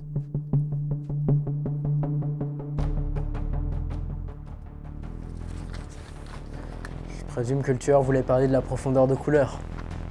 Élémentaire. Surtout quand on sait que l'œil est capable de capter seulement 10 millions de couleurs différentes. Alors pourquoi vouloir prendre des photos ou des vidéos en 10 bits au plus alors que le 8 bits suffirait largement dans la plupart des cas? Eh bien simplement parce que shooter en 10 bits prend toute son importance dans le cas de dégradé. Je m'explique. Vous avez certainement déjà vu ces photos dans lesquelles le ciel apparaît pixelisé. Alors oui, c'est des photos en très basse définition, mais même une photo en 40 millions de pixels aujourd'hui, eh bien quand elle est affichée sur un très grand écran ou une affiche publicitaire, eh bien ça peut paraître une petite définition. Shooter avec une profondeur de couleur plus grande permet donc d'avoir un dégradé plus fluide, car il respecterait toutes les variations de l'image. Mais c'est pas le seul avantage, car plus il y a de bits, plus il y a d'informations, et donc plus il est possible de modifier l'image dans un logiciel de retouche de photos. Mais il faut avoir un ordi plutôt compétent, parce qu'un fichier 10 bits est évidemment beaucoup plus lourd qu'un fichier 8 bits.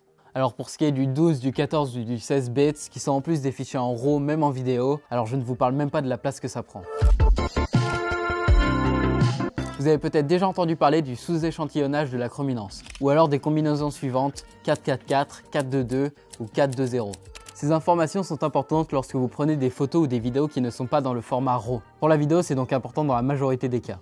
À moins que vous shootiez avec une Blackmagic 6K ou alors des caméras RED. Mais dans ce cas, vous ne regarderiez pas cette vidéo. Même si vous prenez des photos en RAW, ce sous-échantillonnage a quand même son importance lors de l'export de la photo. On en a brièvement parlé dans l'épisode 4 sur les photos en JPEG, RAW et TIFF. Mais en gros, cette étape arrive juste avant la compression. Donc ici, je vais parler d'images et de photos, mais ça s'applique également aux vidéos qui ne sont qu'une succession d'images. Bref, chaque image peut être décomposée sous forme de 3 couches, Y pour luminance, CB pour chrominance bleue et CR pour chrominance rouge. Soit un capteur standard, prenons une matrice de 4 par 2 pixels sur celui-ci, sachant que cet exemple s'applique à l'entièreté du capteur. Le premier chiffre représente le nombre d'échantillons de luminance par ligne.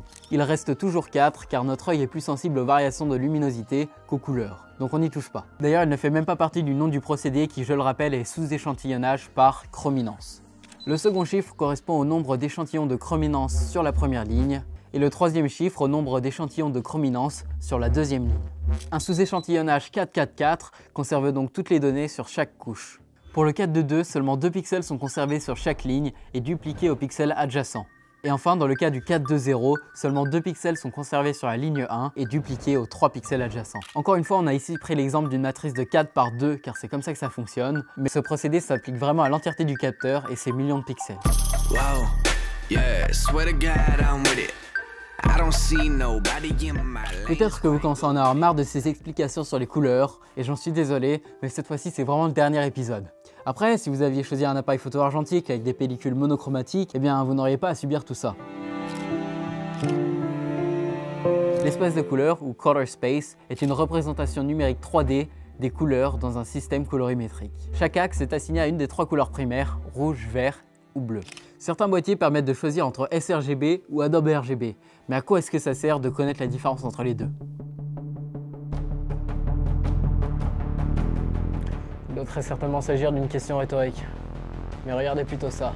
Tout simplement parce que ça permet de savoir qui utiliser ou ne pas utiliser dans certains cas de figure. Ok, je vous explique très rapidement parce que ça ne sert pas à grand chose et j'en ai besoin pour le prochain chapitre. Suivant si vous utilisez sRGB ou Adobe RGB, leur domaine de couleur réalisable sera différent comme on peut le voir sur ces graphiques. Mais en réalité, la différence est à peine notable. Si jamais vous shootez en JPEG et que vous augmentez un max la saturation, alors peut-être que vous pourrez discerner une légère différence. Par contre, en RAW, le fichier conserve un plus grand espace de couleur que Adobe RGB ou sRGB, on l'appelle ProPhoto RGB, donc les réglages de l'espace de couleur n'ont aucun impact sur ce format. Et même après que le logiciel photo ait réexporté l'image dans un de ces deux espaces de couleur, la différence est infiniment minime. Alors choisissez sRGB, c'est plus universel. Comme tout ça c'est pas très concret, j'ai trouvé un moyen d'étendre notre espace de couleur.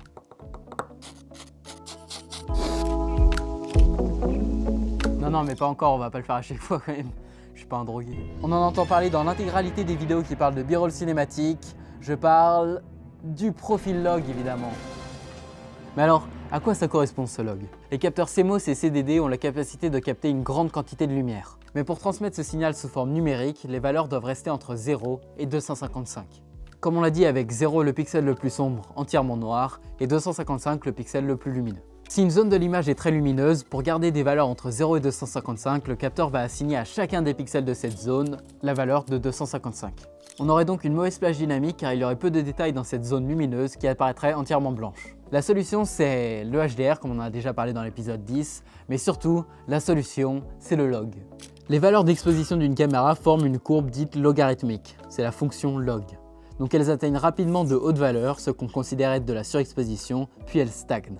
Pour pallier à ce problème, un profil d'image log permet d'abaisser le point d'inflexion, ou knee point en anglais, parce que la courbe a une forme de genou. Les valeurs des zones lumineuses sont donc mieux réparties, ce qui permet de conserver plus de détails dans les zones lumineuses, comme dans les zones sombres. En conséquence, le log permet de mieux exploiter l'espace colorimétrique. Voilà à quoi il a servi tout le chapitre 1. Il y a également d'autres profils d'image intéressants comme les profils monochromatiques qui permettent d'exploiter les variations que d'une seule couleur et de la couche luminance. Ou encore le profil noir et blanc qui permet de n'utiliser que la couche luminance d'une image. Bref, il y a tout plein de profils d'images qui amènent parfois un changement drastique de l'image ou alors d'autres qui ont simplement un impact minime. Mais ils fonctionnent tous de la même manière, c'est-à-dire qu'ils modifient là où les courbes qui composent l'image à la sortie du capteur. You want cool music for your videos? Then check out Artlist. Avec le lien présent dans la description bien sûr. Comme ça, toi tu as 2 mois gratuits et moi aussi. Franchement, à 150 € par an, ça vaut grave le coup. Surtout si vous partagez la licence avec 1 ou 2 potes.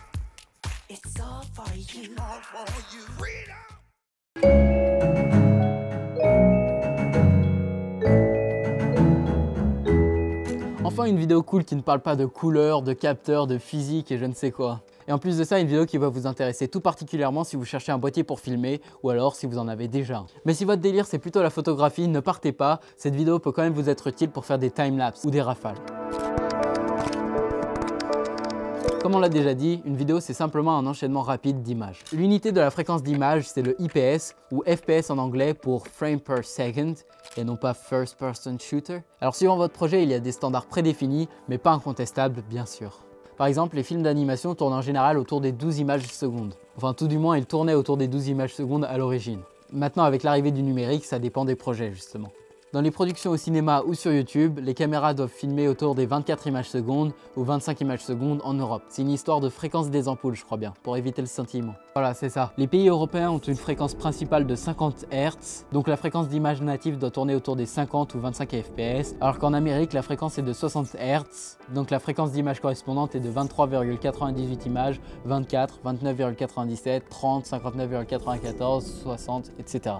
À la télévision, le standard est de 30 images par seconde parce que pendant longtemps, les télévisions ne pouvaient pas afficher plus de 30 images par seconde.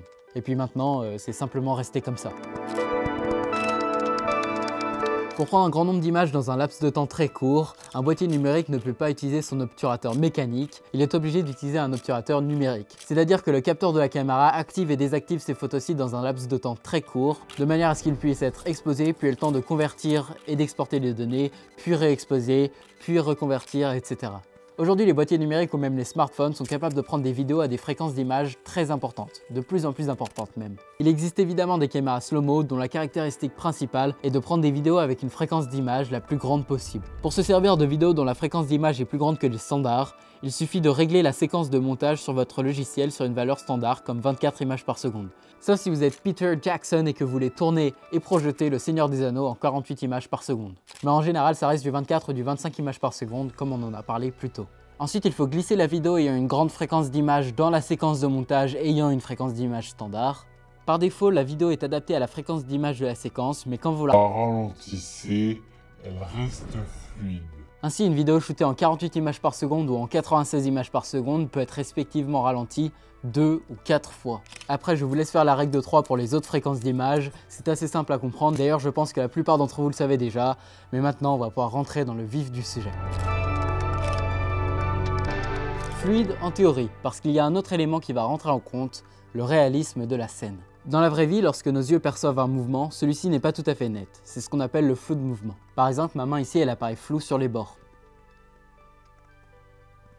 Pour reproduire cet effet, il faut simplement régler la vitesse d'obturation sur le double de la fréquence d'image. Par exemple, si la fréquence d'image est de 50 images par seconde, la vitesse d'obturation devrait être de 100. On appelle ça la règle des 180 degrés parce que les caméras plus anciennes, ainsi que certaines caméras actuelles, utilisaient et utilisent un obturateur en forme de demi-cercle.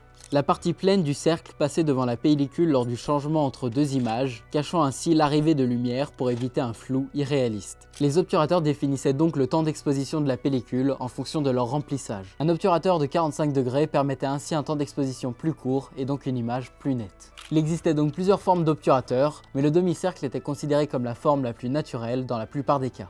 Et il permettait d'éviter le scintillement de l'image qui advient lorsque l'obturateur n'est pas coordonné avec la vitesse de défilement des pellicules. Ce scintillement qu'on retrouve de nos jours lorsque la vitesse d'obturation est plus faible que la fréquence d'image. Certaines personnes ne sont pas d'accord avec cette règle des 180 degrés. Et c'est vrai qu'à partir d'une certaine fréquence d'image, le flou n'a plus d'importance, car notre cerveau accepte que la vidéo soit irréaliste, comme c'est le cas pour les super ralentis. Mais une chose est sûre, il ne faut jamais descendre la vitesse d'obturation en dessous de la fréquence d'image, sous peine d'avoir une image saccadée. Les règles théoriques sont faites pour être brisées, et si vous filmez quelqu'un de bourré, c'est beaucoup plus immersif avec une image saccadée. Ah, je comprends pas pourquoi mon espace de couleur est aussi étriqué. Alors que notre œil est censé capter l'entièreté du spectre du visible.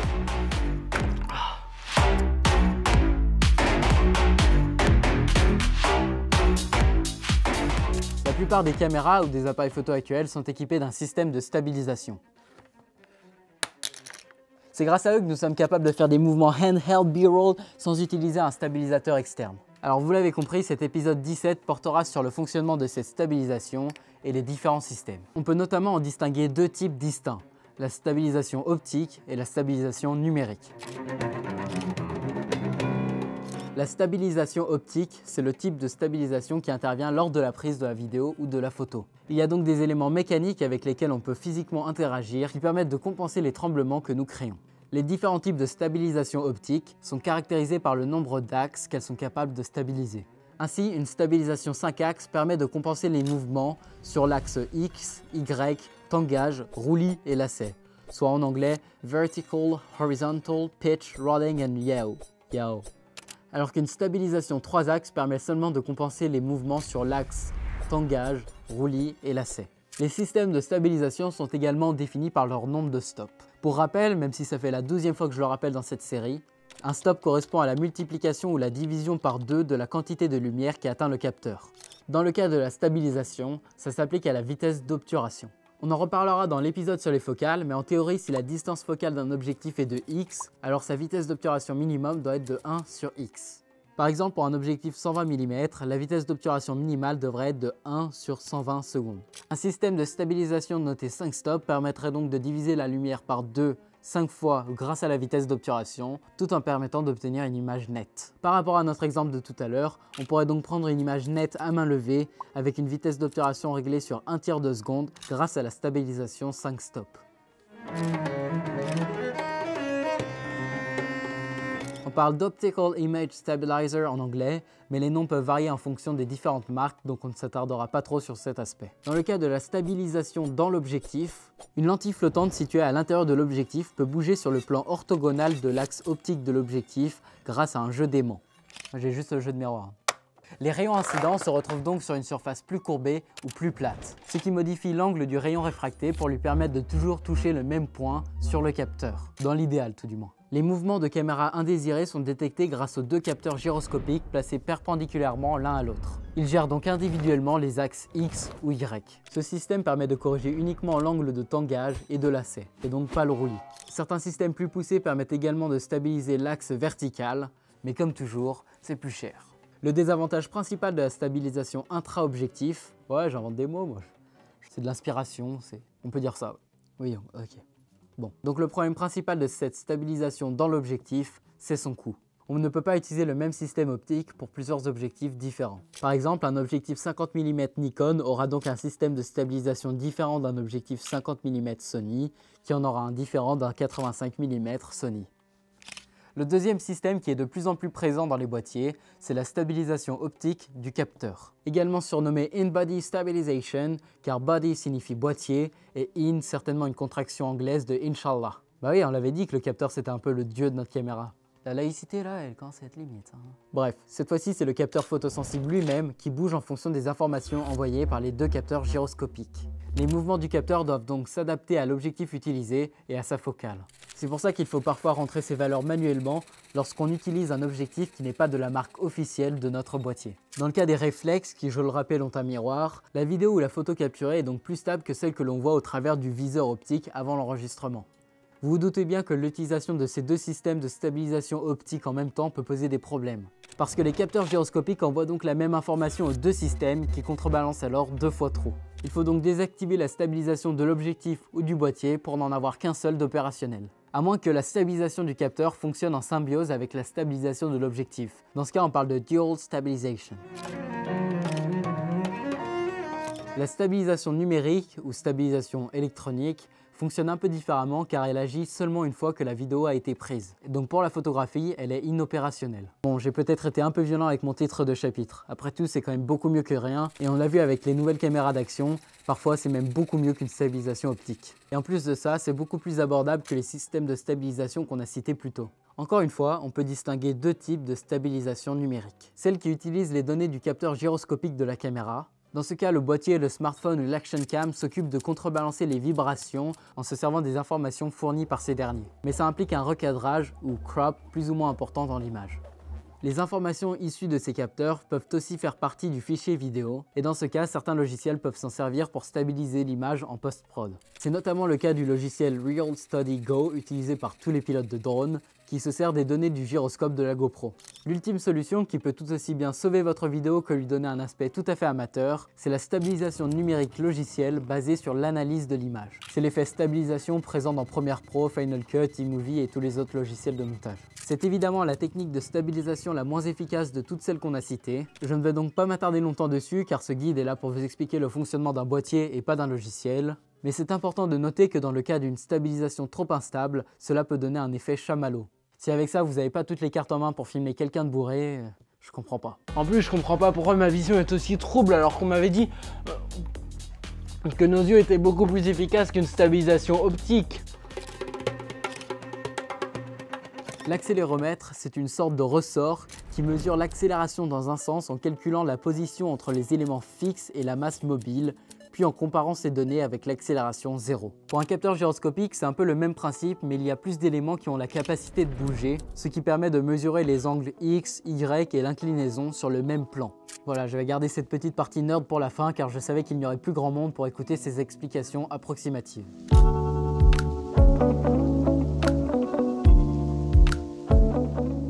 Choisir un objectif, c'est un peu comme choisir sa deuxième femme, voire sa 3 ou 4e suivant le photographe que vous êtes. J'ai écrit ça moi? Bon, ce qu'il faut savoir avant de rentrer dans le vif du sujet, c'est qu'un objectif permet de faire converger les rayons lumineux en direction du capteur, de manière à faire entrer un gigantesque paysage sur un tout petit carré. Au cours de cet épisode, on va parler des éléments auxquels il faut bien faire attention lors du choix d'un objectif, mais avant ça, il faut comprendre leur fonctionnement. Un objectif, c'est avant tout une lentille convergente, d'où l'appellation lens en anglais. Quand les rayons lumineux parallèles à l'axe optique de l'objectif traversent la lentille, ils convergent en un même point, le foyer de l'image, qu'on appelle aussi focal point. On obtient ce résultat grâce à un phénomène de réfraction. Pour faire simple, c'est lorsqu'une onde lumineuse passe d'un milieu à un autre de différentes densités, alors elle est réfractée. C'est-à-dire que l'angle du rayon lumineux dans le second milieu est différent de l'angle du rayon incident, celui qui était dans le premier milieu. Or, comme la perception d'un objet dépend de l'onde lumineuse qu'il renvoie, cet objet est affiché à l'envers sur le capteur, ou sur notre rétine. Mais comme vous le savez, un objectif est composé de plusieurs lentilles, et d'après l'explication précédente, on pourrait croire qu'on pourrait se satisfaire d'une seule lentille. Sauf que malheureusement non. Parce que quand les rayons lumineux traversent la lentille, ceux sur les côtés n'ont pas le même foyer que ceux qui passent par le centre. Ils sont en effet décalés en avant ou en arrière du capteur, et on parle ici d'aberration géométrique.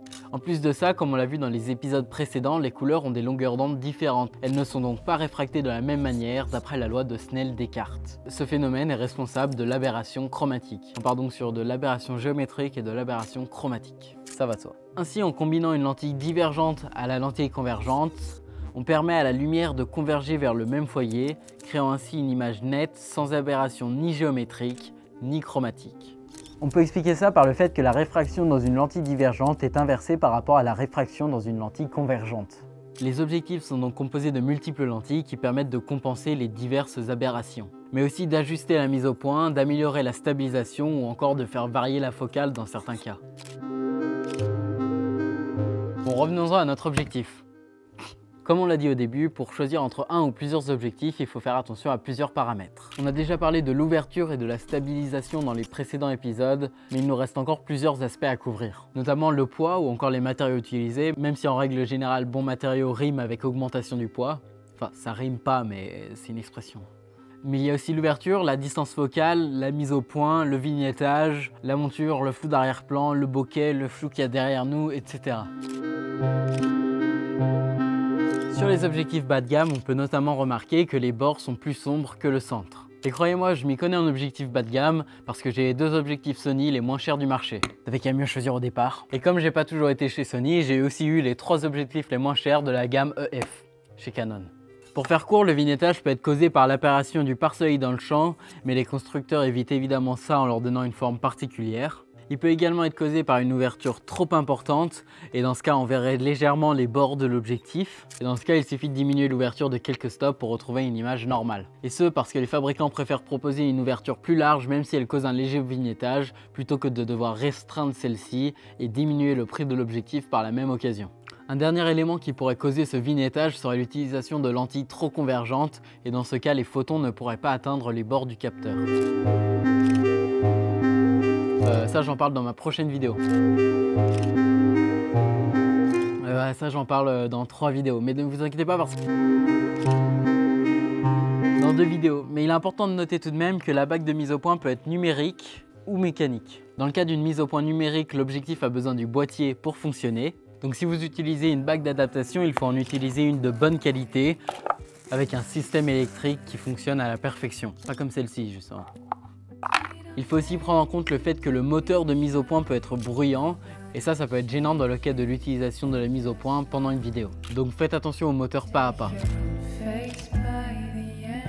En fonction du boîtier que vous utilisez, il faudra utiliser des objectifs avec différentes montures.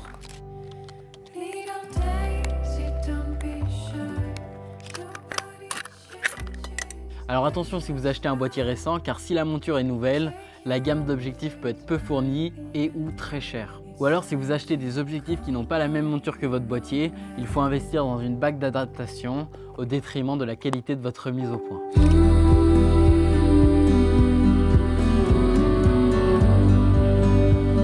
La focale, ou plutôt la distance focale, c'est la distance séparant le point où les rayons convergent du point de foyer de l'image sur le capteur, et elle est exprimée en millimètres. Si la distance focale est courte, alors l'angle de vue sera très large. A l'inverse, pour les téléobjectifs qui ont une très grande distance focale, leur angle de vue est très étroit. Il est important de savoir qu'il existe des focales fixes qui sont plus faciles à fabriquer et donc moins chères, ou alors des objectifs zoom qui eux sont plus complexes et donc plus chers, mais qui ont la capacité de changer de distance focale et donc de changer d'angle de vue. Dans le cas des zooms, il faut tout de même faire attention à l'ouverture qui peut varier suivant la focale utilisée. Par exemple, cet objectif aura une ouverture de 3.5 à 28 mm et une ouverture de 5.6 à 70 mm. A noter que suivant la qualité des matériaux de construction utilisés, avec le temps ou la chaleur, ça peut avoir un impact néfaste. Par exemple, pour rendre plus fluide le zoom, certains objectifs mettent de la graisse et celle-ci peut devenir collante et ainsi empêcher un changement de focale fluide par endroit. Parce qu'encore une fois, je m'y connais un objectif cheap. Si on se base sur un simple schéma, on peut voir que plus la distance focale est grande, plus l'angle de lumière qui peut atteindre l'objectif est court. Dans ces cas-là, on parle d'angle de champ plus étriqué. Pour rappel, mais bien sûr vous pouvez aller voir l'épisode 18 pour plus de précision, quand un rayon provenant d'un point A traverse la lentille convergente, son angle est modifié. On obtient alors un point A' à l'envers sur le capteur. Supposons que A soit situé à une extrémité du champ de vue de l'objectif, alors A' est situé à l'extrémité du capteur. Si on trace alors une ligne théorique qui relie A et A', de même pour les points B et B' situés sur les extrémités opposées, on obtient deux lignes qui se croisent au milieu de la lentille, bien que ça ne se passe pas réellement comme ça dans la vraie vie. Bref, si on écarte la lentille, et donc ce point de convergence théorique, on peut voir que l'angle de vue diminue, et idem pour le champ de vision. Mais ces rayons de lumière couvrent toujours l'entièreté du capteur, et c'est donc pour ça qu'il y a un grossissement quand la distance focale augmente. Et inversement quand on rapproche la lentille. Même si bien sûr ces schémas restent théoriques, notamment parce que la lentille ne devrait pas avoir la même forme si on s'écarte ou on se rapproche de l'objectif, ou alors tout du moins il devrait y avoir d'autres lentilles pour compenser les problèmes qui seraient dus à ce changement de distance focale. Bref, ce procédé permet également de comprendre le crop factor dont j'ai parlé dans une vidéo précédente. Quand le capteur est plus petit alors que l'objectif a le même angle de vue, alors il capte un champ de vision plus étriqué. J'aurais jamais prononcé autant le mot étriqué de ma vie. La distance focale la plus courante c'est le 50 mm, car c'est à peu près celle qui donne le même champ de vision que notre œil sur un capteur full frame. Bon, bien sûr c'est du à peu près car ça varie en fonction des personnes. C'est pour ça que si on utilise une focale plus courte pour un même cadrage, le sujet peut paraître légèrement déformé, un peu plus large, presque irréaliste dans le cas des grands angles. Alors que si on utilise une grande focale, ce même sujet paraîtra plus fin. On parle de perspective écrasée. Bon là, avec cette dernière information, vous avez vraiment toutes les clés pour filmer une personne bourrée. On dit écrasé également parce que plus la focale est grande, plus le sujet se retrouve collé à l'arrière-plan, comme s'ils étaient tous les deux sur le même plan. Et ce qui permet de différencier ce premier plan des plans de derrière, c'est ce fameux flou d'arrière-plan qui est plus important quand la distance focale augmente. Mais ça, on en reparlera dans la vidéo sur le bokeh. J'aimerais finir cette vidéo avec le fameux Dolly Zoom ou effet vertigo. Avec les explications précédentes, on comprend facilement comment il fonctionne. Pour qu'un sujet soit cadré toujours de la même manière quand la distance focale augmente, il faut reculer la caméra tout en zoomant. Car comme on l'a vu, si la distance focale augmente, le fond se rapproche du sujet. Donc en rapprochant la caméra du sujet tout en diminuant la distance focale, c'est-à-dire en dézoomant, on obtient le fameux Dolly Zoom. Je me permets juste d'ajouter que chaque plan, enfin chaque rush a un sens ou doit avoir un sens. Mais balancer cet effet vertigo à toutes les sauces ne donnera en aucun cas du sens à une vidéo. Je me permettrai de finir sur cette réflexion profonde d'un célèbre youtubeur. Se servir d'un plan qui a du sens n'a pas la même signification que de donner du sens à un plan. Ouais ok, c'est pas ouf de terminer sur ça, surtout que la phrase elle est un peu pétée. Mais c'est pas grave parce que j'espère que vous avez appris.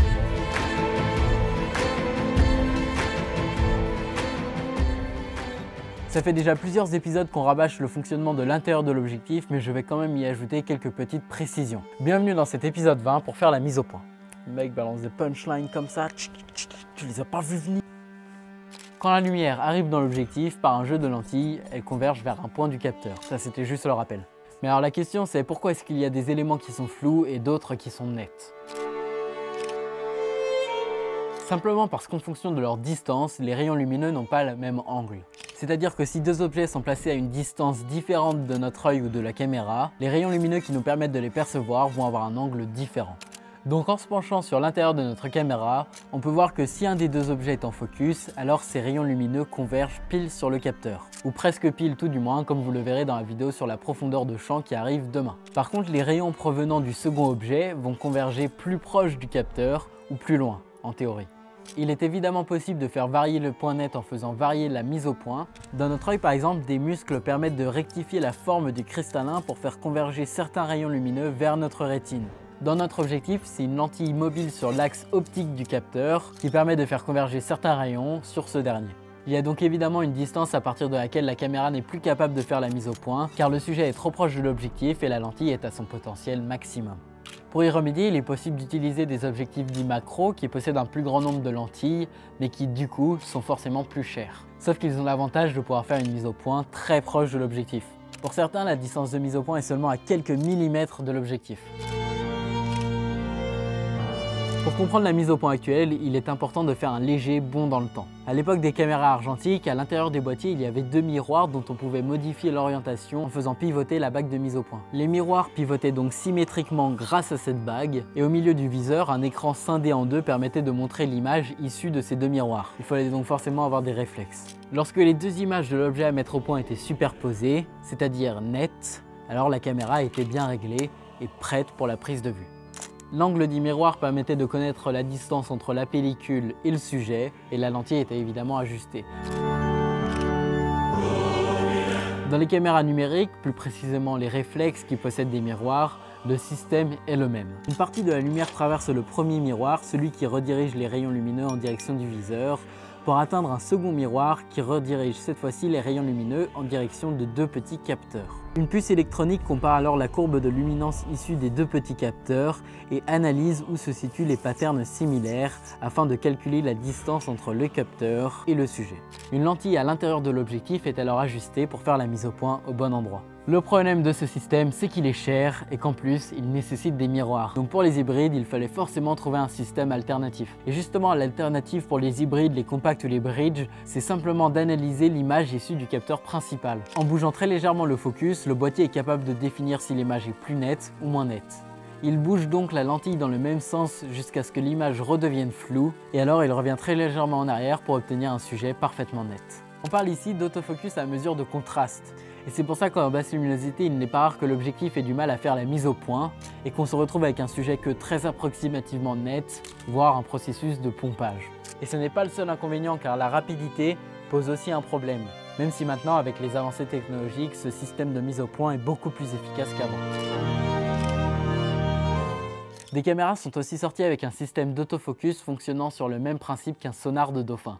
En émettant des ultrasons et en mesurant le temps qu'ils mettent à revenir, des caméras sont capables d'évaluer la distance qui les sépare du sujet. Le problème, c'est que ce système n'est pas très précis car les ultrasons ne peuvent pas être dirigés de manière précise dans une seule direction. Un système utilisant des infrarouges a alors été développé avec le même fonctionnement mais beaucoup plus précis, et ce bien avant le Face ID de Apple. Une cellule émet un rayon infrarouge et une cellule réceptrice le reçoit. A nouveau, le boîtier calcule l'intervalle de temps entre l'émission du rayon infrarouge et sa réception afin de définir précisément la distance qui le sépare du sujet. Ce système est évidemment beaucoup plus rapide car la vitesse de la lumière est beaucoup plus importante que la vitesse du son. Et en plus de ça, il fonctionne très bien en basse luminosité car il fonctionne dans le noir. Bon ok, les ultrasons ils pouvaient aussi fonctionner dans le noir mais c'était moins précis. Le majeur inconvénient de ces autofocus actifs, c'est si la caméra est séparée du sujet par une vitre ou une surface transparente. Aujourd'hui, grâce aux avancées technologiques, les boîtiers même milieu de gamme possèdent plusieurs systèmes différents d'autofocus, même si l'analyse de l'image par une puce électronique reste encore le système le plus utilisé. Et pour cause, elle est de plus en plus efficace, notamment grâce à la détection de visage, de scènes, de clins d'œil, etc.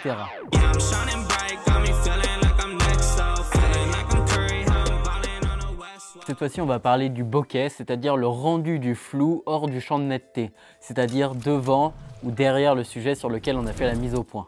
Il dépend de trois paramètres, l'ouverture, la distance focale et la forme du diaphragme. Pour augmenter la quantité de flou, il suffit d'augmenter la taille de l'ouverture et d'utiliser une distance focale plus grande. Le problème, c'est que quand on augmente l'ouverture, c'est plus dur de réussir la mise au point et on va voir pourquoi. La profondeur de champ correspond à la zone dans laquelle doit se trouver le sujet à photographier pour être considéré comme net par le système optique ou par notre œil.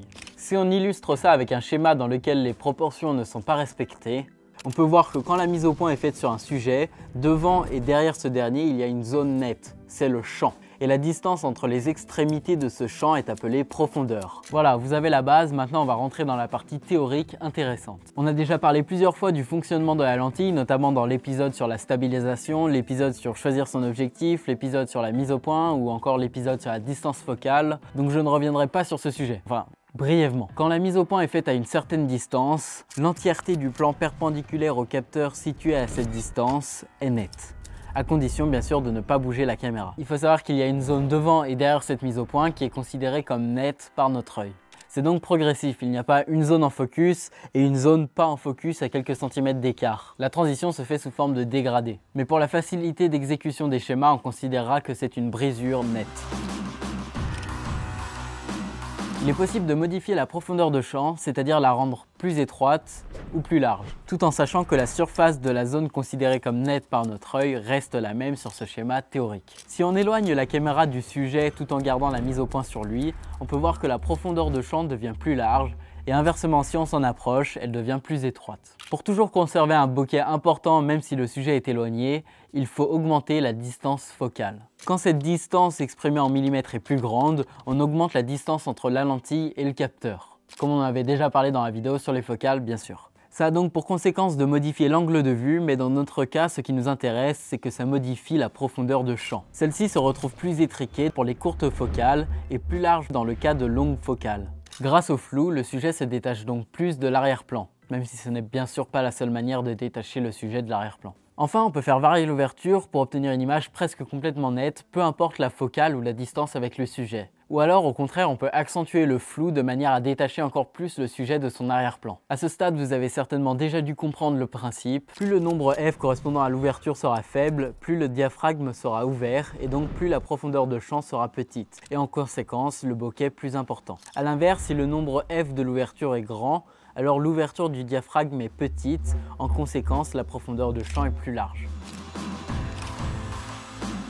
Il est possible de modifier la forme des lumières floues lors de la prise de la photo, car celles-ci sont influencées par le nombre de lames du diaphragme. Plus celui-ci en a, plus les lumières paraîtront rondes. Simplement parce que les objets qui émettent de la lumière produisent une grande quantité de rayons lumineux, et ceux-ci peuvent être stoppés par les lames du diaphragme. Si vous êtes un petit peu bricoleur en peine de cœur, vous pouvez découper dans un carton un disque du diamètre de votre objectif.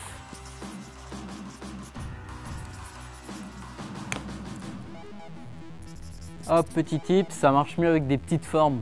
Voilà, j'ai fait quelques essais. Et ça nous permet d'obtenir un bokeh en forme de cœur trop mignon. Donc tout de suite, une photo du résultat.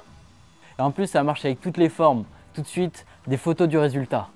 Pour résumer cette vidéo de manière très synthétique, si vous voulez un très beau flou d'arrière-plan ou tout du moins une grande quantité de flou dans l'arrière-plan, il vous suffit de prendre une grande focale avec une grande ouverture.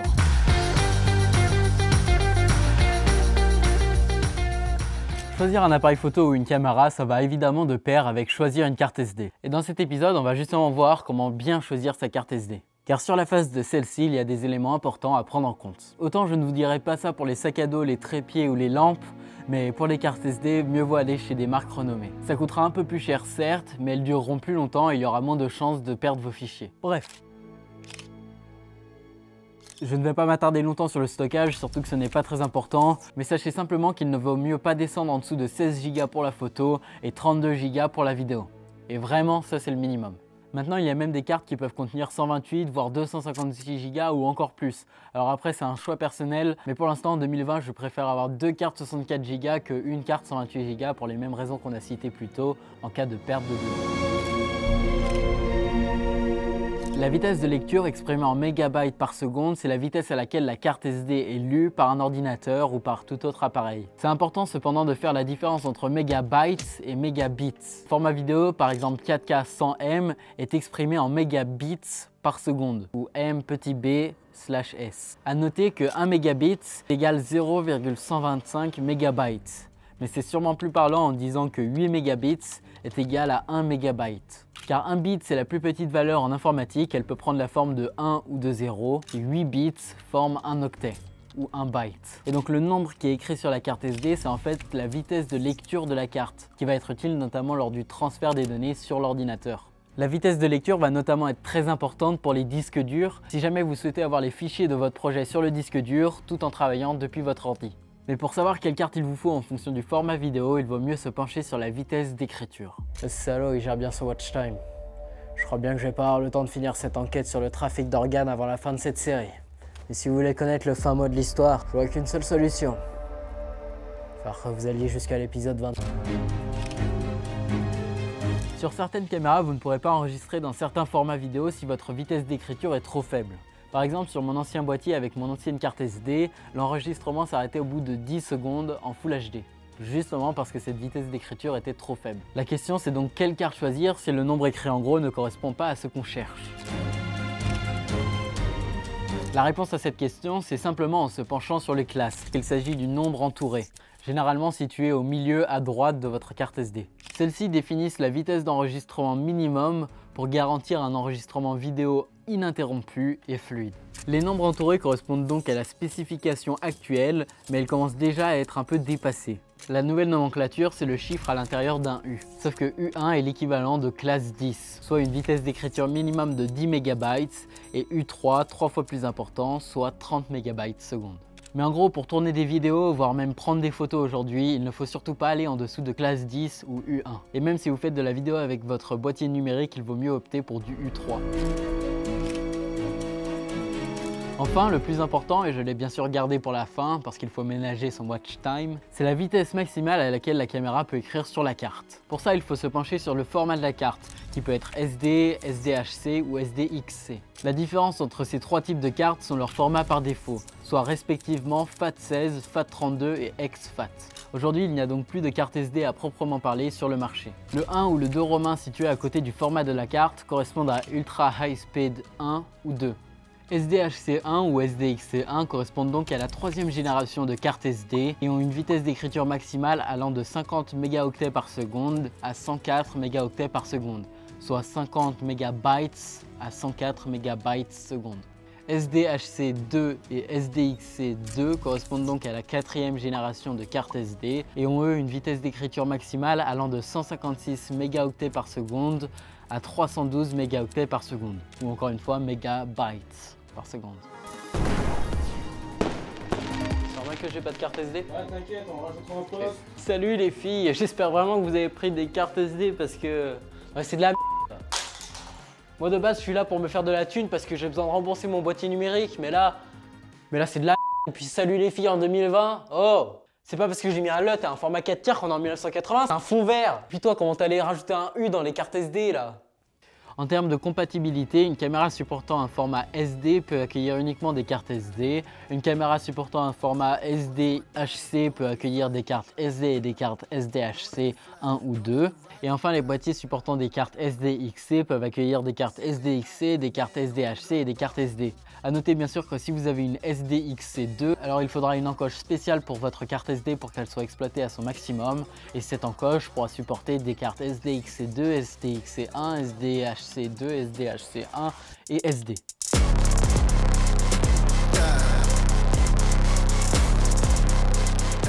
Alors encore une fois, on est dans un épisode sur les boîtiers, moi je parle de filtre ND. Ça pourrait paraître ne faire aucun sens, mais en fait ça fait du sens par rapport aux épisodes sur l'exposition. Parce que bien que non indispensable, c'est toujours très utile d'avoir un filtre ND dans son sac. Et d'ailleurs, il va falloir que je change celui-là qui est de très mauvaise qualité. Mais ça, on en reparlera dans cette vidéo.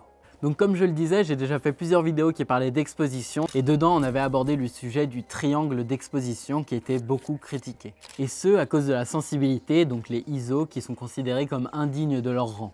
Indigne car c'est une valeur numérique qui dépend uniquement de la capacité du boîtier à la gérer et en plus de ça elle est susceptible de faire baisser drastiquement la qualité de l'image. Le filtre ND pourrait donc venir détrôner la sensibilité à la table triangulaire car il fonctionne également en stop.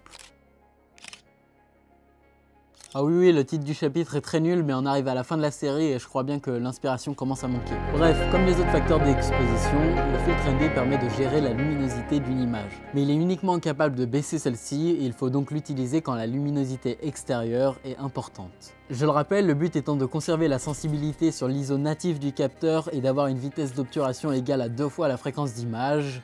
Le seul moyen de réduire la luminosité d'une image pour bien l'exposer, c'est donc l'ouverture, ou dans notre cas, le filtre ND. Cet accessoire permet aussi de faire des photos en longue exposition, appelées poses longues, en plein jour comme de nuit. Mais ça, on en reparlera plus tard dans la vidéo. Il existe deux types de filtres ND, les filtres ND variables et les filtres ND standards. Un filtre ND standard conserve la valeur qui lui est assignée, alors qu'un filtre ND variable a la possibilité de modifier cette valeur en faisant pivoter la bague. Ah et j'oubliais, mais un autre avantage du filtre ND, c'est aussi de pouvoir protéger la lentille de l'objectif qui est beaucoup plus cher que le filtre ND. C'est le même principe que pour les objectifs, au même prix, un filtre ND fixe aura une meilleure qualité qu'un filtre ND variable. Mais il en faudra plusieurs pour couvrir plusieurs situations, alors qu'un seul filtre ND variable suffit pour de nombreuses scènes. Sauf que ces filtres ND variables peuvent faire apparaître un vignettage sur le côté, ou alors une croix plus sombre au milieu de l'image pour certaines valeurs, ou encore, comme c'est le cas pour celui-ci, jaunir l'entièreté de l'image. En même temps, il m'a coûté 25 €, donc je peux pas vraiment lui en vouloir. Pour choisir un filtre ND de bonne qualité, c'est simple car la plupart des constructeurs ont une échelle allant de 1 à 3 en termes de qualité. Meilleure est la qualité, plus le filtre ND a de couches fines. Par exemple, pour la même valeur, un filtre ND noté 1 sur 3 sera composé de 8 couches, alors qu'un filtre ND 3 sur 3 sera fait de 24 ou 32 couches plus fines. Et pour en finir avec la dernière définition de cette série, un filtre ND fonctionne également en stop. Pour rappel, le stop est la division ou la multiplication par 2 de la quantité de lumière qui a atteint le capteur. Et dans le cas des filtres ND, c'est donc uniquement la division. Ainsi, un filtre ND2 laissera passer seulement 50% de la lumière qui le traverse, ce qui correspond à une réduction de 1 stop. Un filtre ND4 seulement 25%, soit 2 stops. Un filtre ND256 laissera passer que 0,39% de la lumière qui le traverse, soit une réduction de 8 stops, etc. Comme je l'ai rapidement évoqué plus tôt, un filtre ND permet de faire ces fameuses pauses longues en pleine journée. Une pause longue, c'est lorsque l'obturateur reste ouvert longtemps. Ça peut aller à un tiers de seconde jusqu'à 30 secondes, voire plus si vous maintenez le bouton appuyé en mode bulb ou alors que vous utilisez un accessoire externe. Ce procédé permet de faire des photos de nuit, comme par exemple photographier les étoiles ou encore les aurores boréales, mais il permet également de faire des photos dans un but plus artistique, et notez bien les guillemets. Par exemple pour donner un effet ultra fluide, limite donner une texture lactée à l'eau, ou encore une pause longue peut permettre de faire du light painting ou alors de jouer avec le feu. Bon, ici forcément c'est mes exemples, donc c'est pas les plus créatifs que vous trouverez. Il y a bien sûr des personnes qui ont réussi à faire des choses époustouflantes avec ce procédé, mais il faut savoir que c'est rare et une photo TikTok, même si elle est belle, et ben elle n'a pas beaucoup d'histoire derrière et donc elle ne vaut pas grand chose. Souvenez-vous, l'image doit servir l'histoire ou le message que vous comptez faire passer. Enfin, tout du moins, c'est mon avis. Il y en a qui prônent l'art pour l'art. Et puis après tout, c'est parfois de principes basiques que peuvent surgir les plus grandes œuvres d'art. Oui, bah on peut dire que je suis un grand artiste, moi. On peut dire que je maîtrise un peu le cinéma et la cinématique. Hein. Bah les pattes, enfant de Satan! Jamais tu poses tes mains sur mon Aston Martin. C'est que pour les clients qui veulent paraître riches. Toi, tu sais pas le chemin que j'ai parcouru pour en arriver là. Il a fallu que j'apitoie les gens sur mon sort et que je vende un faux rein.